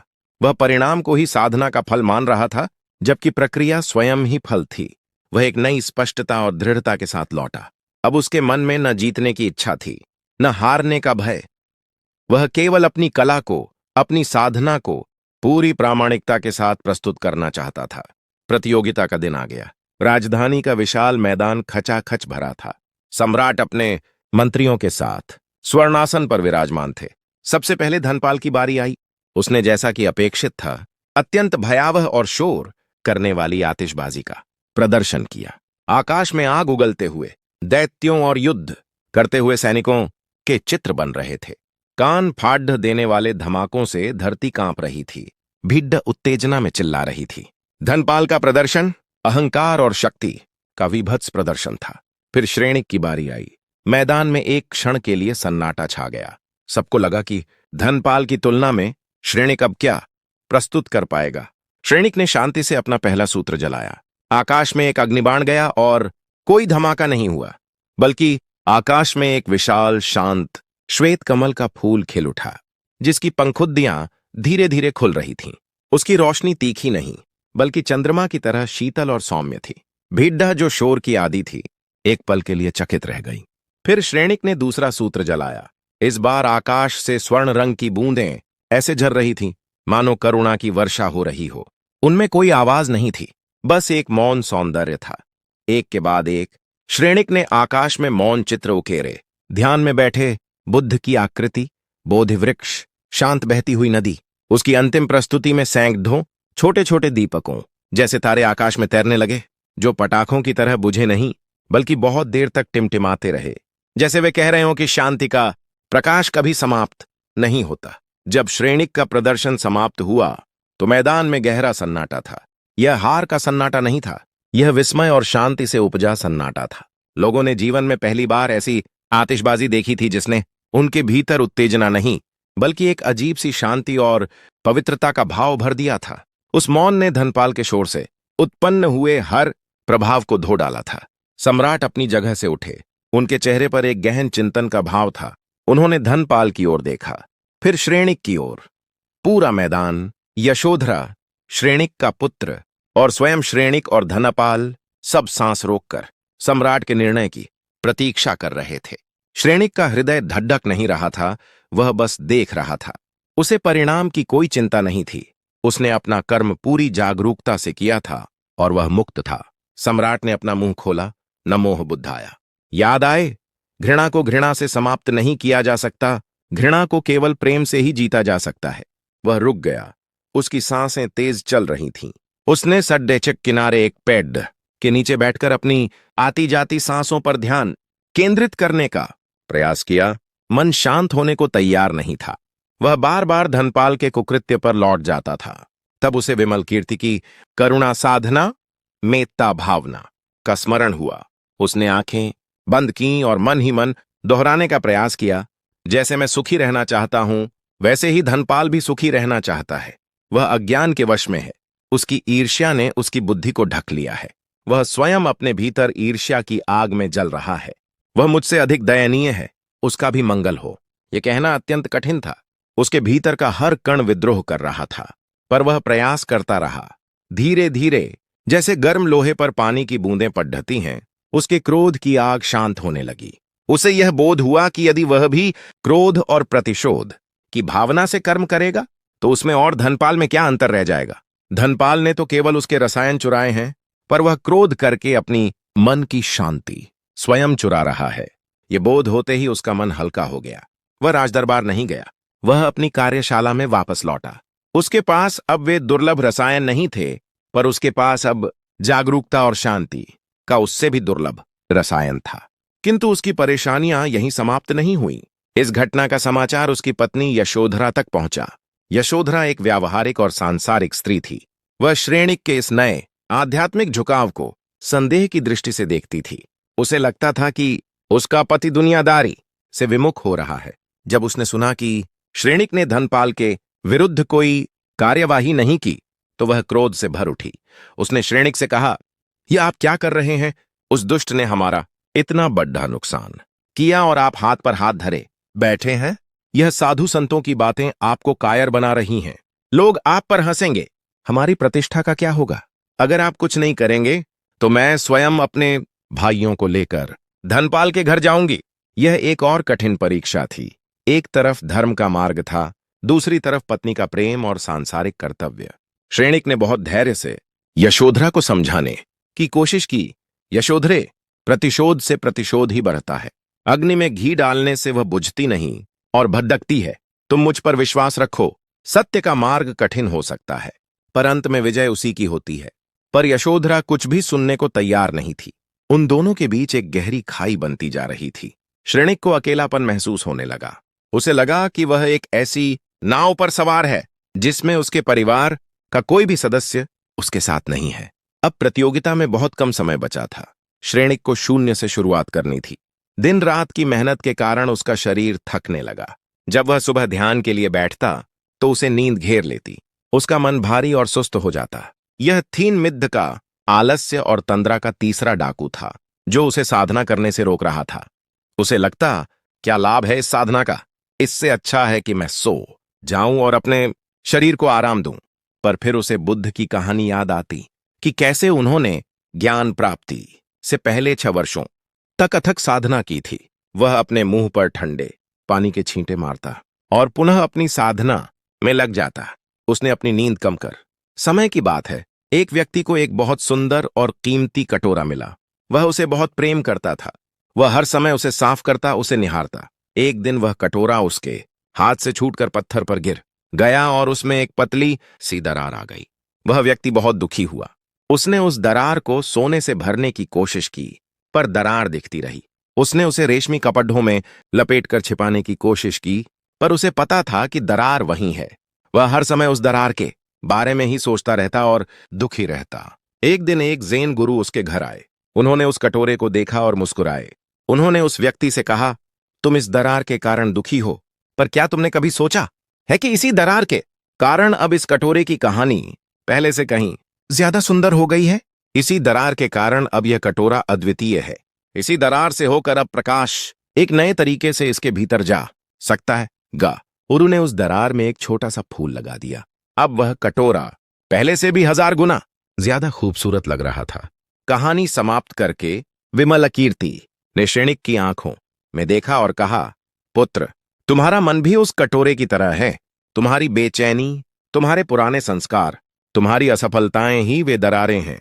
उनसे लड़ो मत, उन्हें घृणा से मत देखो, उन्हें स्वीकार करो। उन्हीं दरारों से होकर करुणा और ज्ञान का प्रकाश तुम्हारे भीतर प्रवेश करेगा।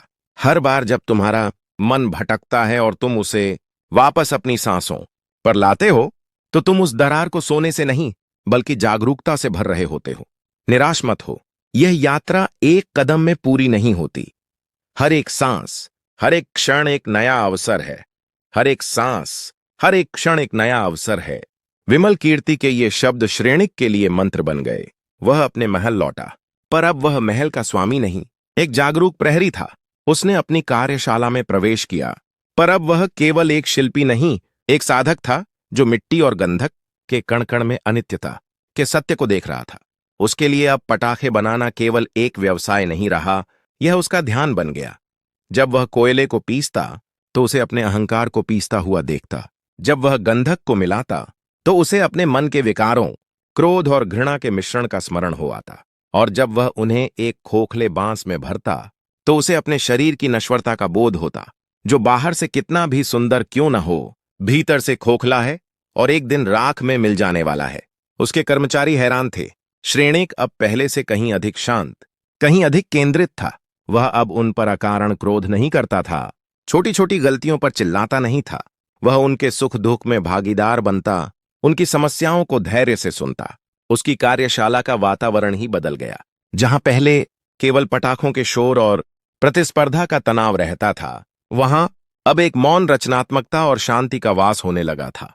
किंतु जैसा विमल कीर्ति ने कहा था, यह मार्ग सरल नहीं था। मन की पुरानी आदतें बद्धी हठी होती हैं। एक दिन राजधानी से दूत आया। सम्राट ने बसंतोत्सव के लिए एक अभूतपूर्व आतिशबाजी प्रतियोगिता की घोषणा की थी। विजेता को न केवल स्वर्ण मुद्राओं से तौला जाएगा, बल्कि उसे अग्निशिल्पी की राजकीय उपाधि से भी सम्मानित किया जाएगा। यह समाचार सुनते ही श्रेणिक के भीतर वर्षों से सोया हुआ प्रतिस्पर्धा का सर्प फन उठाकर फुंकारने लगा। अग्निशिल्पी की उपाधि, यह तो उसके जीवन का सबसे बड़ा चिंता थी, न कोई प्रसन्नता। एक अद्भुत समता का भाव था। उसकी आंखें बंद थीं, पर ऐसा प्रतीत होता था मानो वह भीतर की किसी परम ज्योति को देख रहा हो। उसके चेहरे पर एक हल्की सी मुस्कान थी, ऐसी मुस्कान जो किसी बाहरी वस्तु से नहीं बल्कि भीतर के आनंद के झरने से फूटी हो। उस स्थान पर न कोई दिया था, न कोई पटाखा, फिर भी श्रेणिक को लगा कि संसार का समस्त प्रकाश और समस्त शांति उसी एक बिंदु पर केंद्रित हो गई है। भिक्षु के चारों ओर एक ऐसी शांत और शीतल ऊर्जा का आभा मंडल था कि नदी की कलकल और हवा की सरसराहट भी उस शांति को भंग नहीं कर पा रही थी। श्रेणिक ठिठक गया। वह एक स्तंभ की भांति जड्डच होकर उस भिक्षु को देखता रहा। उसने जीवन में बड्ढे बड्ढे राजाओं, सम्राटों और धन कुबेरों को देखा था, जिनके चेहरों पर या तो सत्ता का अभिमान होता था या और अधिक पाने की चिंता। पर ऐसी अविचल, ऐसी पूर्ण शांति उसने किसी के मुख पर नहीं देखी थी। यह शांति किसी उपलब्धि की शांति नहीं थी। यह सब कुछ पा लेने के बाद की शांति नहीं थी। यह तो कुछ भी न होने, यहां तक कि स्वयं के भी न होने की परम शांति लग रही थी। श्रेणिक के भीतर एक तूफान उठ खददा हुआ। एक तरफ उसका वैभव, उसका महल, उसका सम्मान, जो उसे एक पल की भी शांति न दे सका, और दूसरी तरफ यह अकिंचन भिक्षु, जिसके पास तन ढकने के वस्त्रों के सिवा कुछ नहीं था, पर वह शांति के महासागर में डूबा हुआ था। वह घंटों वहीं खड़े रहा। भोर होने को आई, पक्षियों ने चहचहाना शुरू किया। तब भिक्षु ने धीरे से अपनी आंखें खोली। उसकी दृष्टि श्रेणिक पर पड़ ढी, पर उसकी आंखों में न कोई आश्चर्य था, न कोई प्रश्न, बस असीम करुणा और मैत्री का भाव था। श्रेणिक का सारा अहंकार, सारा धन, सारा ज्ञान उस एक दृष्टि के सामने पिघल गया। वह एक बच्चे की तरह चलकर भिक्षु के समीप गया और उसके चरणों में बैठ गया। उसके कंठ से शब्द नहीं निकल रहे थे, केवल आंखों से अश्रु बह रहे थे। भिक्षु ने अपना हाथ उठाकर उसे शांत होने का संकेत किया और कोमल स्वर में पूछा, कहो पुत्र, आधी रात से यहां क्यों खड़े हो? कौन सी पीड़ा तुम्हें यहां तक खींच लाई है? श्रेणिक ने रुंधे हुए गले से कहा, भगवान, मैं रत्नापुर का सबसे सफल व्यक्ति हूं और सबसे दरिद्र भी। मेरा खजाना भरा है, पर मेरा मन खाली है। मैं आकाश में प्रकाश रचता हूं, पर मेरे अपने भीतर घना अंधकार है। मैंने लाखों लोगों को क्षणिक आनंद दिया है, पर मैं स्वयं शांति की एक बूंद के लिए तरस रहा हूं। आपके मुख पर जो शांति है, वह मुझे कहां मिलेगी? इसका मूल्य क्या है? मैं अपना सर्वस्व देने को तैयार हूं। भिक्षु के चेहरे पर वही सौम्य मुस्कान बनी रही। उसने कहा, पुत्र, जिस शांति को तुम खोज रहे हो, वह किसी बाजार में नहीं बिकती कि तुम उसे अपने धन से खरीद सको, और न ही वह किसी खजाने में छिपी है कि तुम उसे खोज सको। वह तो तुम्हारे भीतर ही विद्यमान है, ठीक वैसे ही जैसे दूध में मक्खन। बस उसे मतने की विधि आनी चाहिए। तुमने कहा कि तुम आकाश में प्रकाश रचते हो, पर क्या तुमने कभी उस प्रकाश के स्वभाव पर विचार किया है? वह कितनी देर टिकता है? श्रेणिक ने कहा, भगवान, कुछ क्षण, और उसके बाद क्या शेष रहता है? भिक्षु ने पूछा। धुआं, राख और अंधकार, श्रेणिक ने धीमे स्वर में उत्तर दिया। भिक्षु ने कहा, तथागत ने यही तो सिखाया है। संसार के सारे सुख, सारा सम्मान, सारा वैभव तुम्हारे बनाए हुए पटाखों की तरह ही हैं। वे बड्डी धूमधाम से आते हैं, क्षण भर के लिए अपनी चमक से आंखों को चौंधिया देते हैं, पर अंत में इसका अभ्यास कैसे करें? शांत होकर बैठें। पहले अपने लिए प्रेम और करुणा के भाव उत्पन्न करें। अपने मन में दोहराएं, मैं सुखी रहूं, मैं शांत रहूं, मैं स्वस्थ रहूं, मैं सुरक्षित रहूं। जब आपका पात्र प्रेम से भर जाए, तब इस प्रेम को दूसरों तक फैलाएं। अपने माता पिता, अपने मित्रों, अपने प्रियजनों के लिए यही कामना करें। फिर उन लोगों के बारे में सोचें जिनके प्रति आप तटस्थ हैं, जैसे कोई दुकानदार या सहकर्मी, उनके लिए भी यही कामना करें। और फिर जो सबसे कठिन है, उस व्यक्ति के बारे में सोचें जिसने आपका दिल दुखाया है, जिससे आप घृणा करते हैं। उसके लिए भी यही कामना करें, वह भी सुखी रहे, वह भी शांत रहे। यह मुश्किल होगा, आपका मन विद्रोह करेगा, पर याद रखिए, घृणा को घृणा से समाप्त नहीं किया जा सकता। घृणा को केवल प्रेम से ही जीता जा सकता है। जब आप अपने शत्रु के लिए भी करुणा का भाव रखते हैं, तो आप उसे नहीं, स्वयं को मुक्त करते हैं। आप अपने मन के कारागार से बाहर आ जाते हैं। यही असली दिवाली है, जब मन में किसी के लिए कोई मैल न रह जाए, हर कोने में सिर्फ प्रेम का दिया जल रहा हो। लोग अक्सर बुद्ध के मार्ग को त्याग का मार्ग समझ लेते हैं। उन्हें लगता है कि सब कुछ छोड़कर सन्यासी बनना होगा। यह एक बहुत बड़ी भूल है। बुद्ध ने मध्यम मार्ग सिखाया। उन्होंने दो अतियों का निषेध किया। एक, भोग विलास में अत्यधिक लिप्त हो जाना, जो उन्होंने राजकुमार सिद्धार्थ के रूप में अनुभव किया था, और दूसरा, शरीर को अत्यधिक कष्ट देना, जो उन्होंने एक तपस्वी के रूप में अनुभव किया था। उन्होंने कहा, सत्य इन दोनों के बीच में है। वीणा के तारों को अगर बहुत ज्यादा कस दोगे तो वे टूट जाएंगे, और अगर बहुत ढीला छौड़ियच दोगे तो उनसे संगीत नहीं निकलेगा। जीवन भी ऐसा ही है। आपको भौतिक संसार को त्यागने की जरूरत नहीं है। आपको केवल उसके प्रति अपनी आसक्ति को त्यागना है। आप अच्छा भोजन कर सकते हैं, पर उसके स्वाद से चिपक मत जाइए। आप सुंदर घर में रह सकते हैं, पर यह भाव मत पालिए कि यह घर ही आपका स्थायी सुख है। सुख बाहर की चीजों में नहीं, बल्कि उन चीजों के प्रति अनासक्त रहने में है। यह कला सीखनी होगी, और यह कला आपको उलझाएगी, आपको सोचने पर मजबूर करेगी कि कैसे बिना चिपके जिया जाए।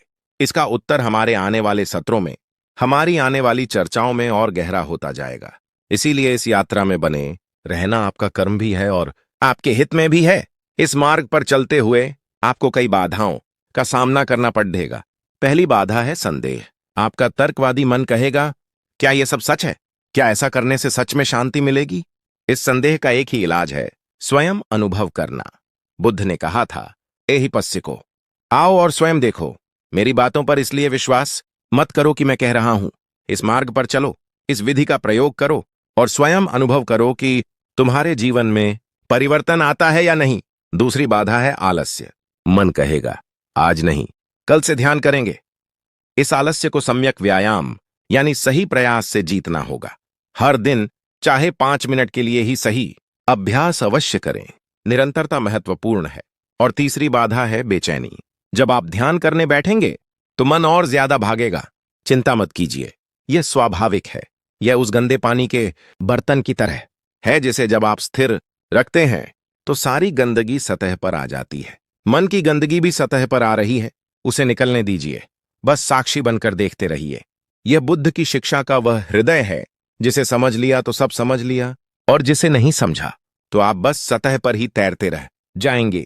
यह ज्ञान आपको उलझाएगा, आपके मस्तिष्क की हर कोशिका को सोचने पर विवश कर देगा, पर अंत में यह आपको परम स्पष्टता प्रदान करेगा। यह सिद्धांत कहता है कि इस दुनिया में कुछ भी अकारण नहीं होता।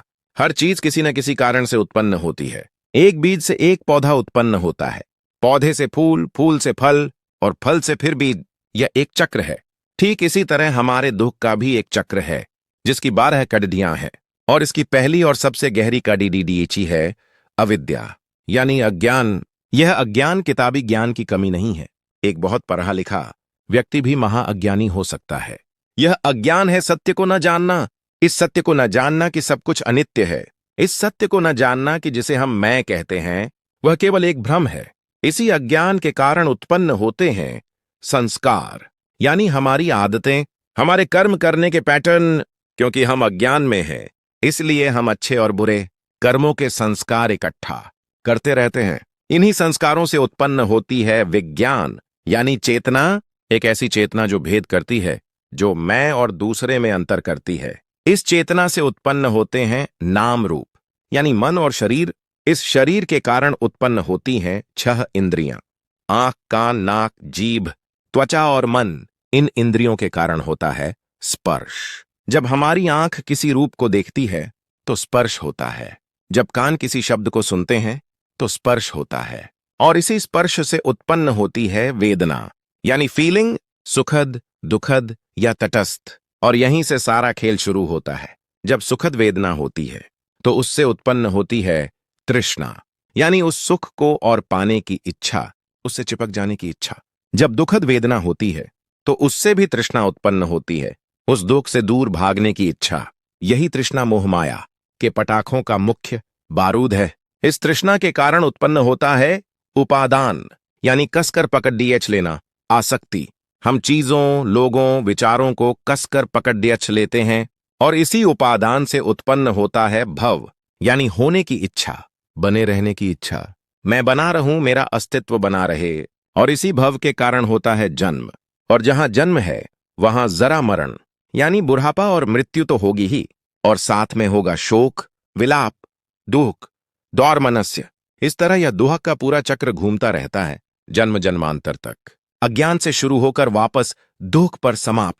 अब आप सोचिए, अगर आपको इस चक्र को तोड़ ढाना है तो कहां प्रहार करना होगा? क्या आप मृत्यु को रोक सकते हैं? नहीं। क्या आप जन्म को रोक सकते हैं? नहीं। बुद्ध ने कहा, इसकी जड्डी डीएच पर प्रहार करो, अज्ञान पर प्रहार करो। जिस क्षण आपके भीतर ज्ञान का दिया जलता है, जिस क्षण आप अनित्यता और अनात्मन के सत्य को देख लेते हैं, उसी क्षण अज्ञान की यह पहली कड्डी टूट जाती है। और जब पहली कड्डी टूटती है तो जैसे साइकिल की चेन टूट जाती है, पूरा चक्र रुक जाता है, थम जाता है, दुख का पूरा कारखाना बंद हो जाता है।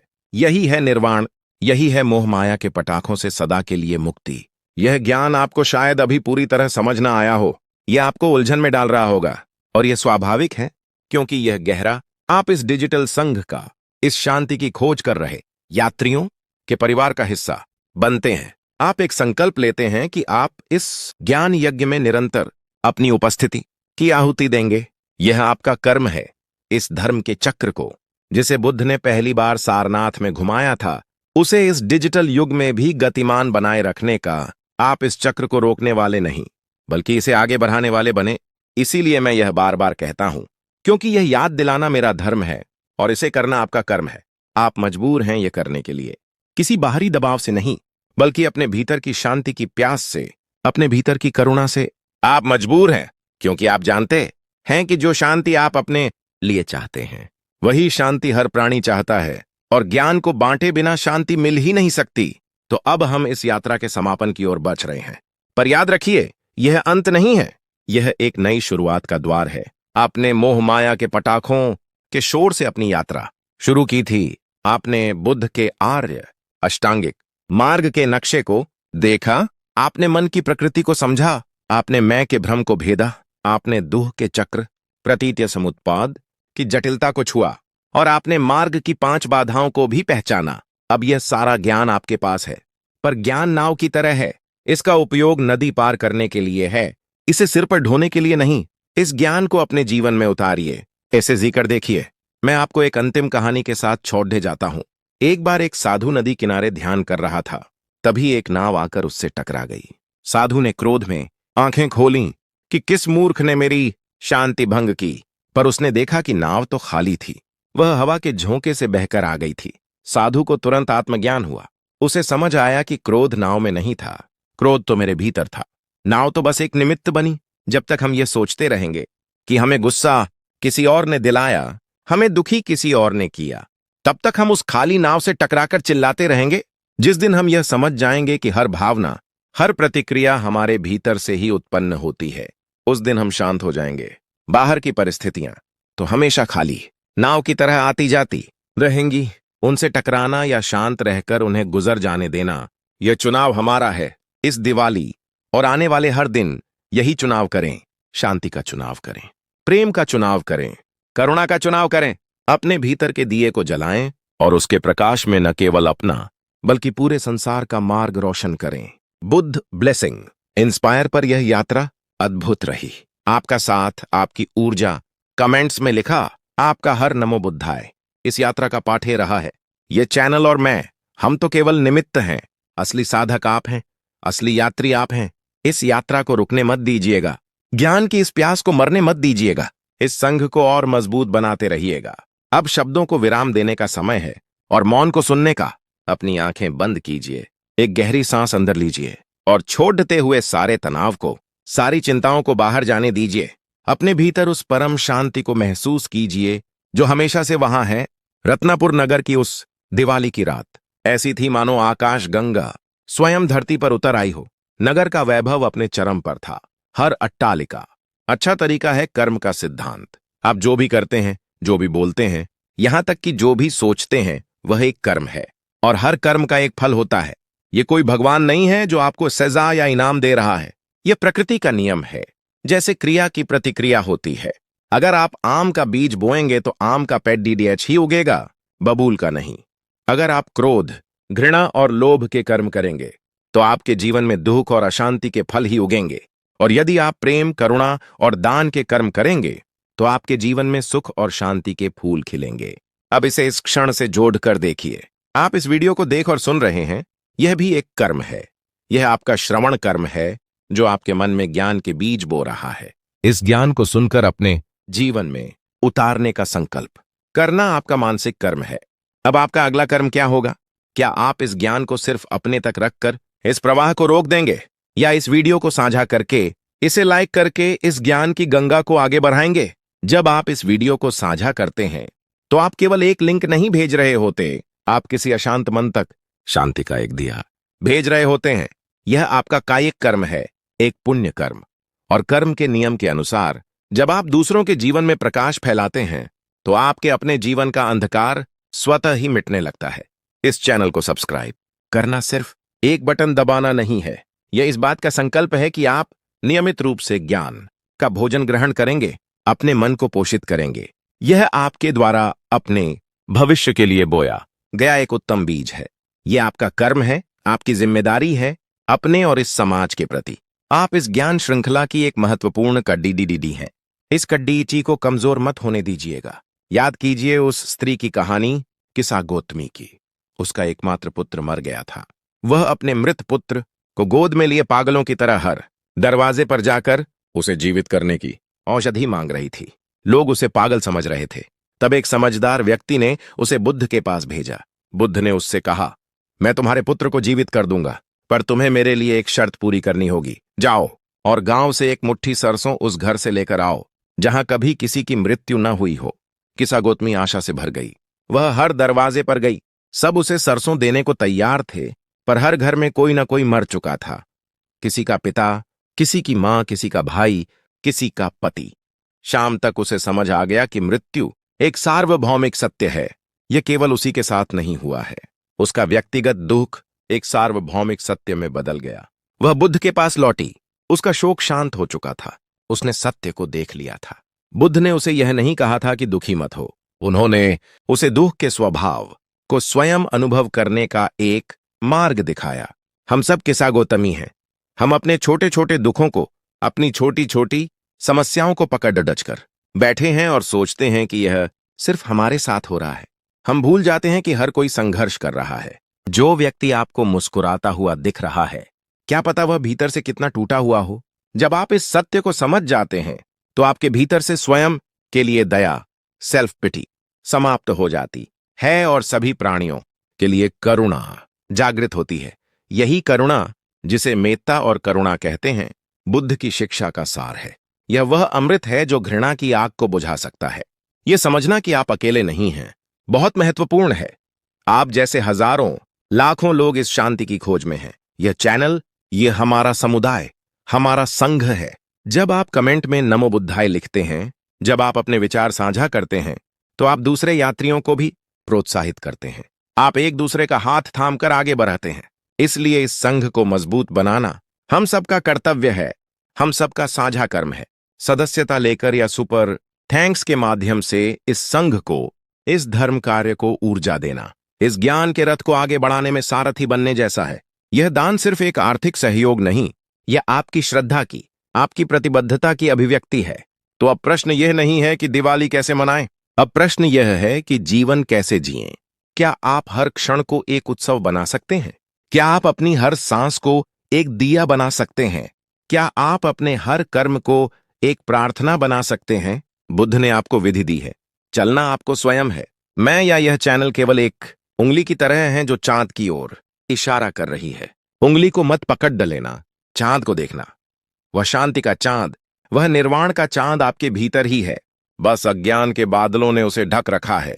सम्यक स्मृति की हवा से इन बादलों को हटाना ही साधना है। हमारी यह यात्रा अभी बहुत लंबी है।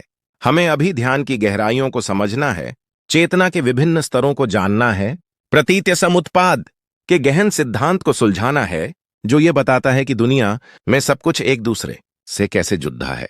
यह ज्ञान आपको इतना उलझा देगा कि आप इसे पूरा समझे बिना रह नहीं पाएंगे। यह एक जासूसी उपन्यास से भी ज्यादा रोचक है, क्योंकि यहां आप किसी और की नहीं, स्वयं की खोज कर रहे हैं। इस महाअन्वेषण में मेरे साथ बने रहिए। बुद्ध की शिक्षाएं एक महासागर हैं। हम और आप मिलकर इसमें डुबकी लगाएंगे और शांति के मोती खोजकर लाएंगे। जाने से पहले एक अंतिम विचार। दिवाली की रात जब आप आसमान में रॉकेट को ऊपर जाते और फिर रंग बिखेर कर शांत होते हुए देखें, तो उसमें जीवन का सत्य देखना। हम सब भी अपनी इच्छाओं और अहंकार के रॉकेट पर सवार होकर ऊपर उठना चाहते हैं, नाम कमाना चाहते हैं, चमकना चाहते हैं, पर अंत में सबको नीचे आकर शांति हो जाना है। बुद्धिमानी इसमें नहीं है कि आप कितनी ऊंचाई तक गए, बुद्धिमानी इसमें है कि आप कितनी शांति और गरिमा के साथ वापस आए और इस यात्रा में आपने कितनी करुणा और प्रेम का प्रकाश फैलाया। इस प्रकाश को फैलाने का अपना कर्म करते रहिए। हम जल्द ही मिलेंगे इस यात्रा के अगले पेडिडी ढाव पर। तब तक अपनी सांसों के साथ रहिए, अपने मन के प्रति जागरूक रहिए और इस यात्रा के अगले पड़ाव पर आपका स्वागत है। क्योंकि सच तो यह है कि जो अभी तक आपने जाना वह तो केवल उस महासागर की पहली लहर थी जिसे बुद्ध ने अनुभव किया था। वह तो केवल उस विशाल हिमालय का पहला शिखर था जिस पर बुद्ध ने विजय प्राप्त की थी। असली यात्रा, असली उलझन और उस उलझन को सुलझाने का असली आनंद तो अब शुरू होता है। आपने मन के बंदर को समझा, आपने मैं के भ्रम को जाना, पर क्या आपने कभी सोचा है कि यह दुख का पूरा चक्र चलता कैसे है? यह मोह माया का पटाखा बनता कहां है? इसका बारूद कहां से आता है? बुद्ध ने इसकी पूरी फैक्ट्री का पता लगा लिया था। उन्होंने उस पूरे कारखाने का नक्शा बना दिया था। जिसे वे प्रतीत्य समुत्पाद कहते थे, यानी कार्य कारण श्रृंखला या डिपेंडेंट ओरिजिनेशन, दी और अपने भोजन को सात्विक बना लिया ताकि शरीर में भारीपन न रहे। उसने बचे हुए साधारण रसायनों से ही अपनी कलाकृति का निर्माण शुरू किया, पर अब उसका मन भविष्य की चिंता और अतीत के नुकसान के बीच झूल रहा था। क्या मैं समय पर अपना काम पूरा कर पाऊंगा? क्या मेरी यह साधारण आतिशबाजी राजा को पसंद आएगी? कहीं मैं प्रतियोगिता में अपमानित तो नहीं हो जाऊंगा? काश वे रसायन चोरी न हुए होते। यह उद्दच्च कुक्कुच्च का बेचैनी और चिंता का चौथा डाकू था, जो उसके मन की शांति को किसी पेंडुलम की तरह झुला रहा था। उसे विमल कीर्ति के शब्द याद आए, मन या तो अतीत में भटकता है या भविष्य की चिंता करता है। उसे वर्तमान में लाना ही साधना है। उसने अपने काम में ही अपनी पूरी चेतना को केंद्रित कर दिया। वह हर छोटे से छोटे कार्य को पूरी जागरूकता के साथ करने लगा। धीरे धीरे भविष्य की चिंता और अतीत का पछतावा वर्तमान के कर्म में विलीन होने लगे। जैसे जैसे प्रतियोगिता का दिन निकट आ रहा था, श्रेणिक के मन में एक अंतिम और सबसे खतरनाक डाकू ने प्रवेश किया।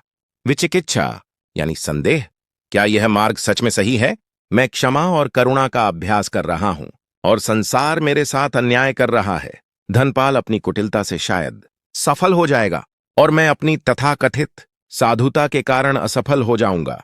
क्या यह शांति का मार्ग मुझे कायर और अकर्मण्य तो नहीं बना रहा? कहीं यह सब एक भ्रम तो नहीं? यह संदेह एक जहर की तरह उसकी श्रद्धा को नष्ट कर रहा था। उसे लगा कि वह दो नावों पर पैर रखकर खड्डा है, एक संसार की और एक धर्म की, और दोनों विपरीत दिशाओं में जा रही हैं। वह किसी भी क्षण गिर सकता था। इस गहरी निराशा और संदेह के क्षण में वह एक बार फिर विमल कीर्ति के पास गया। उसने अपनी सारी व्यथा, अपना सारा संदेह उनके समक्ष रख दिया। विमल कीर्ति ने कोई उपदेश नहीं दिया। उन्होंने श्रेणिक को अपने साथ चलने का संकेत किया। वे दोनों चलते चलते एक झील के किनारे पहुंचे। झील का पानी अत्यंत शांत और स्वच्छ था। उसमें आकाश के बादलों और किनारे खड्डे, वृक्षों का प्रतिबिंब स्पष्ट दिखाई दे रहा था। विमल कीर्ति ने एक पत्थर उठाया और उसे झील में फेंक दिया। पत्थर के गिरते ही शांत जल में लहरें उठने लगीं और सारा प्रतिबिंब अस्त व्यस्त हो गया, धुंधला हो गया। कुछ देर मौन रहने के बाद विमल कीर्ति ने कहा, श्रेणिक, तुम्हारा मन इस झील की तरह है। जब वह शांत होता है तो उसमें सत्य का प्रतिबिंब स्पष्ट दिखाई देता है, पर संदेह, क्रोध, चिंता और इच्छा के पत्थर जब इसमें गिरते हैं तो सब कुछ धुंधला हो जाता है। तुम प्रतिबिंब को ठीक करने की कोशिश मत करो, तुम बस धैर्य रखो। लहरों से लड्ढो मत, उन्हें शांत होने दो। देखो, जैसे जैसे लहरें शांत हो रही थीं, झील का पानी फिर से स्थिर हो रहा था और प्रतिबिंब पुनः स्पष्ट होने लगा था। तुम्हारा संदेह, विमल कीर्ति ने आगे कहा, एक लहर मात्र है। यह आया है, यह चला जाएगा। तुम इसके दृष्टा बनो, इसे पकड़ ढो मत। तथागत के मार्ग पर विश्वास किसी अंधविश्वास पर आधारित नहीं है, यह एहिपस्सिकों के सिद्धांत पर आधारित है। आओ और स्वयं देखो। तुम मार्ग पर चल रहे हो तो तुम स्वयं देखोगे। हो सकता है तुम यह प्रतियोगिता हार जाओ, हो सकता है तुम्हें अग्निशिल्पी की उपाधि न मिले, पर स्वयं से पूछो, इन कुछ दिनों के अभ्यास में क्या तुमने अपने क्रोध पर पहले से अधिक विजय नहीं पाई है? क्या तुमने चिंता में बह जाने के बजाय वर्तमान में रहना नहीं सीखा है? क्या स्वप्न था? उसका मन तुरंत आकाश में ऐसे ऐसे चित्र रचने लगा जो आज तक किसी ने न देखे हों। वह मन ही मन अपने सबसे बड़े प्रतिद्वंद्वी धनपाल को पराजित होते हुए देखने लगा। धनपाल एक अत्यंत कुशल शिल्पी था, पर उसकी कला में सृजन से अधिक अहंकार का प्रदर्शन होता था। उसके पटाखे सबसे अधिक शोर करते थे, सबसे अधिक धुआं फैलाते थे। श्रेणिक और धनपाल की प्रतिद्वंद्विता पूरे देश में प्रसिद्ध थी। इस विचार के आते ही श्रेणिक की शांति भंग हो गई। रात को जब वह ध्यान करने बैठा तो उसका मन सांसों पर टिक ही नहीं रहा था। वह बार बार राजधानी के राजदरबार में पहुंच जाता, सम्राट को अपनी कला से चकित करते हुए देखता, धनपाल के ईर्ष्या से भरे चेहरे की कल्पना करता। यह कामच्छंद का, इंद्रिय सुख की तीव्र इच्छा का पहला डाकू था, जो उसकी साधना के मार्ग पर आ खद्धा हुआ था। उसने पूरी रात बेचैनी में काटी। अगले दिन वह विमल कीर्ति के पास पहुंचा और अपनी दुविधा बताई। विमल कीर्ति ने शांत भाव से सुना और कहा, इच्छा का उत्पन्न होना स्वाभाविक है श्रेणिक। मन का स्वभाव ही है इच्छा करना। समस्या इच्छा में नहीं, इच्छा से चिपक जाने में है। तुम इस प्रतियोगिता में भाग लो, अपनी कला का सर्वश्रेष्ठ प्रदर्शन करो, पर परिणाम से आसक्त मत हो। उपाधि मिले तो भी समता में रहो, न मिले तो भी समता में रहो। अपनी कला को अहंकार की तुष्टि का साधन मत बनाओ, उसे अपनी जागरूकता का अभ्यास बनाओ। जब तुम गंधक मिलाओ तो केवल गंधक मिलाओ, जब तुम सूत्र बांधो तो केवल सूत्र बांधो। अपने मन को वर्तमान क्षण के कर्म में पूरी तरह डुबो दो। फल की चिंता में वर्तमान की साधना को नष्ट मत करो। कर्म करो, पर कर्ता होने के भाव से मुक्त होकर करो। विमल कीर्ति के शब्दों ने श्रेणिक को एक नई दृष्टि दी। उसने निश्चय किया कि वह इस प्रतियोगिता को एक युद्ध की तरह नहीं, बल्कि अपनी साधना की एक परीक्षा की तरह लेगा। वह अपनी कार्यशाला में लौटा और एक नई ऊर्जा के साथ काम में जुट गया। अब उसका लक्ष्य धनपाल को हराना या उपाधि जीतना नहीं था, बल्कि एक ऐसी आतिशबाजी का निर्माण करना था जो केवल क्षणिक उत्तेजना नहीं, बल्कि सौंदर्य और शांति का अनुभव कराए। वह ऐसे रंगों और रसायनों पर प्रयोग करने लगा जिनसे धुआं कम हो और प्रकाश शीतल हो। वह ऐसे पटाखे बनाने की सोचने लगा जिनमें कान फाटता देने वाला शोर न हो, बल्कि एक मधुर संगीत जैसा नाद हो। पर श्रेणिक जितना शांति के मार्ग पर चलने का प्रयास करता, संसार उसे उतना ही खींचता। धनपाल को जब पता चला कि श्रेणिक भी प्रतियोगिता में भाग ले रहा है, तो उसकी ईर्ष्या की अग्नि धधक उठी। वह जानता था कि कला की बारीकी में वह श्रेणिक का मुकाबला नहीं कर सकता, इसीलिए उसने कुटिलता का मार्ग अपनाया। एक रात उसने अपने कुछ लोगों को भेजकर श्रेणिक की कार्यशाला से सबसे दुर्लभ और मूल्यवान रसायन चोरी करवा लिए, जिन्हें श्रेणिक ने महीनों की मेहनत से विदेशों से मंगवाया था। अगली सुबह जब श्रेणिक कार्यशाला पहुंचा और चोरी का पता चला, तो एक पल के लिए उसका सिर चकरा गया। उसके भीतर क्रोध का एक ज्वालामुखी फटा। उसके मन में धनपाल के लिए अत्यंत कटु विचार आने लगे। मैं उसे छोड़ूंगा नहीं, मैं उसे राजा के सामने बेनकाब कर दूंगा। उस धूर्त को दंड मिलना ही चाहिए। यह व्यापाद का द्वेष का दूसरा और अत्यंत शक्तिशाली डाकू था, जो उसकी चेतना पर हावी हो गया था। उसका मन जल रहा था, उसकी शांति तार तार हो चुकी थी। वह उसी क्रोधित अवस्था में राज दरबार की ओर भागा, पर आधे रास्ते में उसे विमल कीर्ति के शब्द, पीछे केवल अशांति का धुआं और अतृप्ति की राख छोड़ डर जाते हैं। तुम जिसे सुख समझ रहे हो वह सुख है ही नहीं, वह केवल दुख का अभाव है। तुम एक ऐसे संसार को पकड़ बेचने की कोशिश कर रहे हो जो नदी के प्रवाह की तरह निरंतर बदल रहा है, जो अनित्य है। जब तुम किसी अनित्य वस्तु से स्थायी सुख की आशा करते हो, तो दुख के अतिरिक्त और क्या हाथ लगेगा? तुम्हारी पीड़ा का कारण तुम्हारा धन या तुम्हारी कला नहीं, तुम्हारी पीड़ा का कारण है तुम्हारी आसक्ति, तुम्हारा चिपकाव। यह सुनकर श्रेणिक को लगा जैसे किसी ने उसके मर्म पर चोट की हो। उसे भिक्षु के शब्द तीखे लगे, पर उनमें असत्य का लेश मात्र भी नहीं था। उसने पूछा, तो क्या मैं सब कुछ त्याग दूं? अपना घर, अपना परिवार, अपनी कला?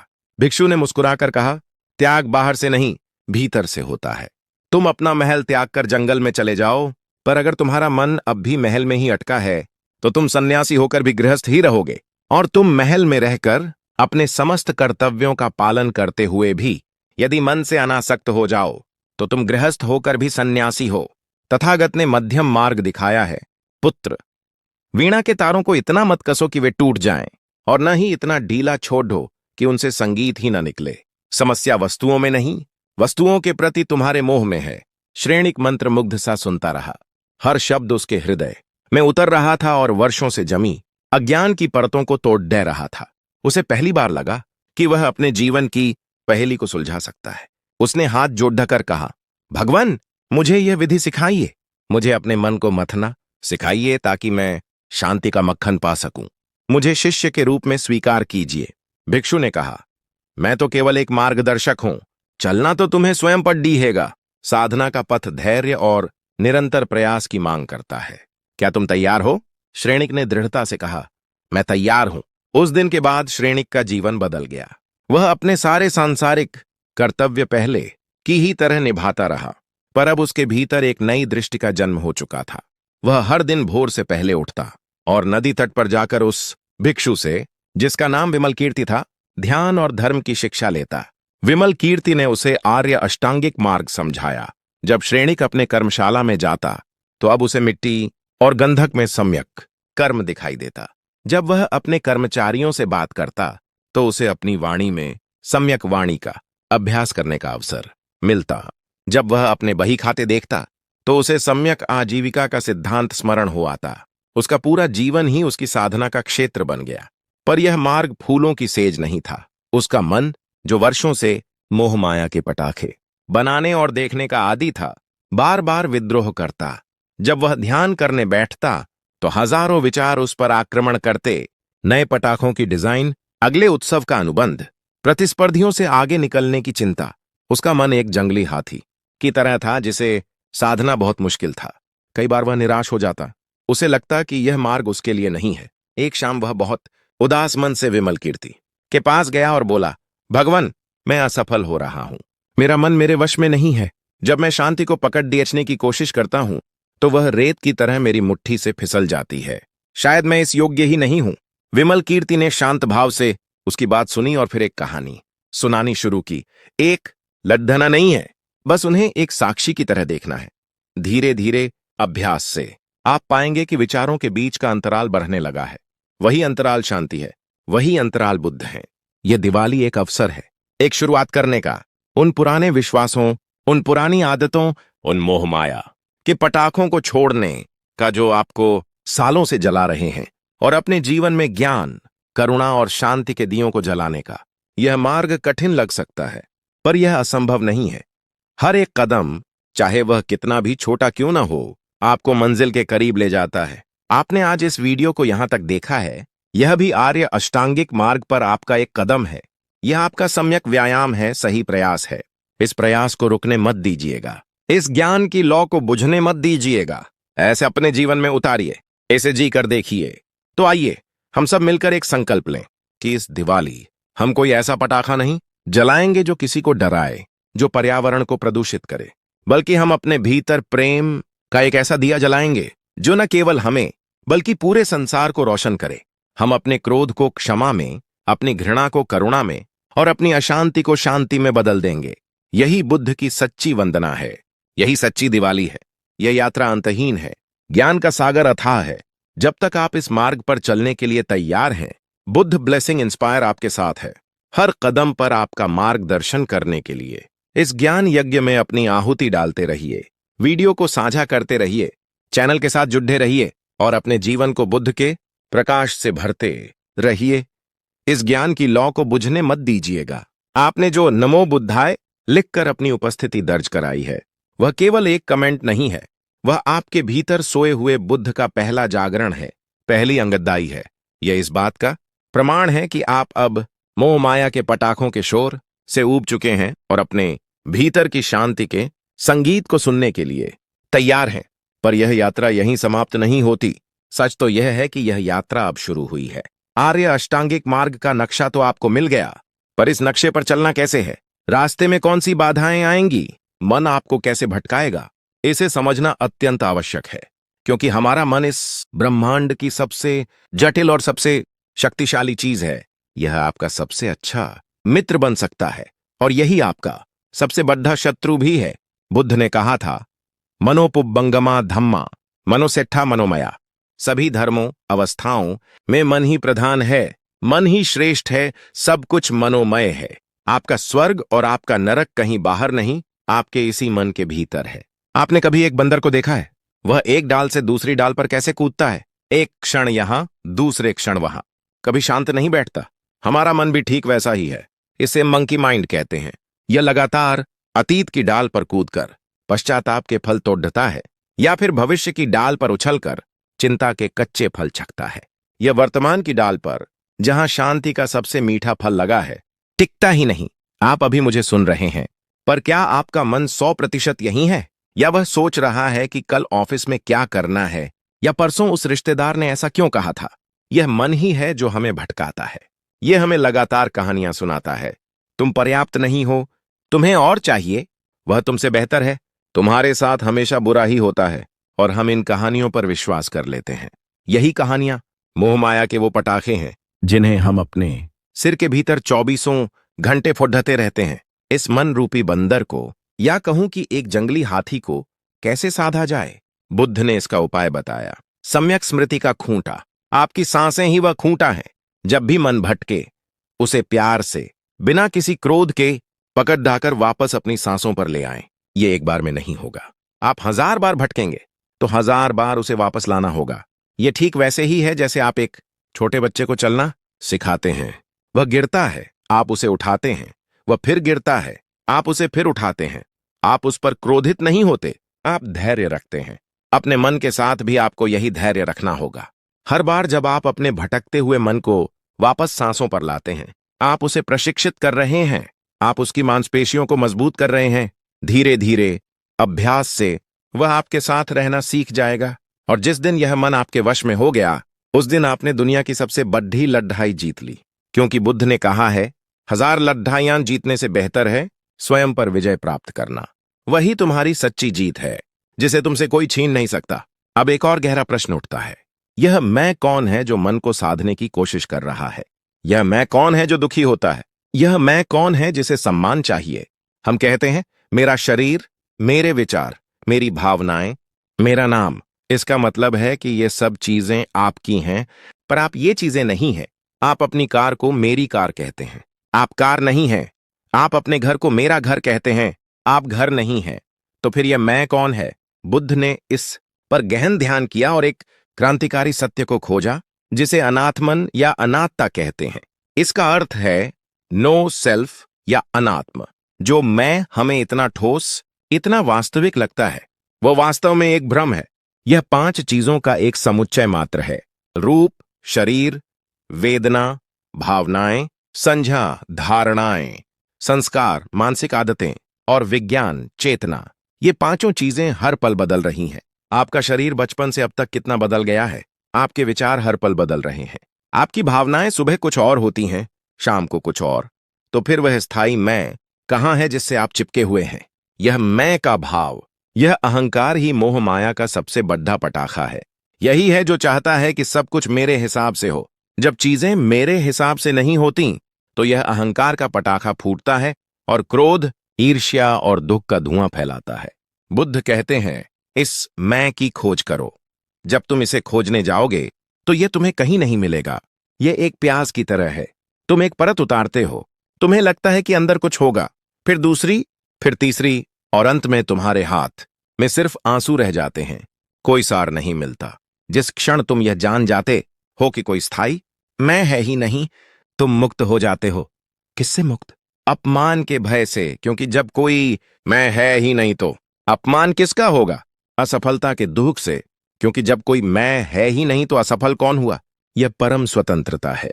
यह उस लहर का ज्ञान है जो समझ जाती है कि वह सागर से अलग नहीं है, वह सागर ही है। यह ज्ञान समझना शायद थोड़ा कठिन लगे, पर इसका बीज अपने मन में बोना आवश्यक है। और इस ज्ञान के बीज को सींचने का सबसे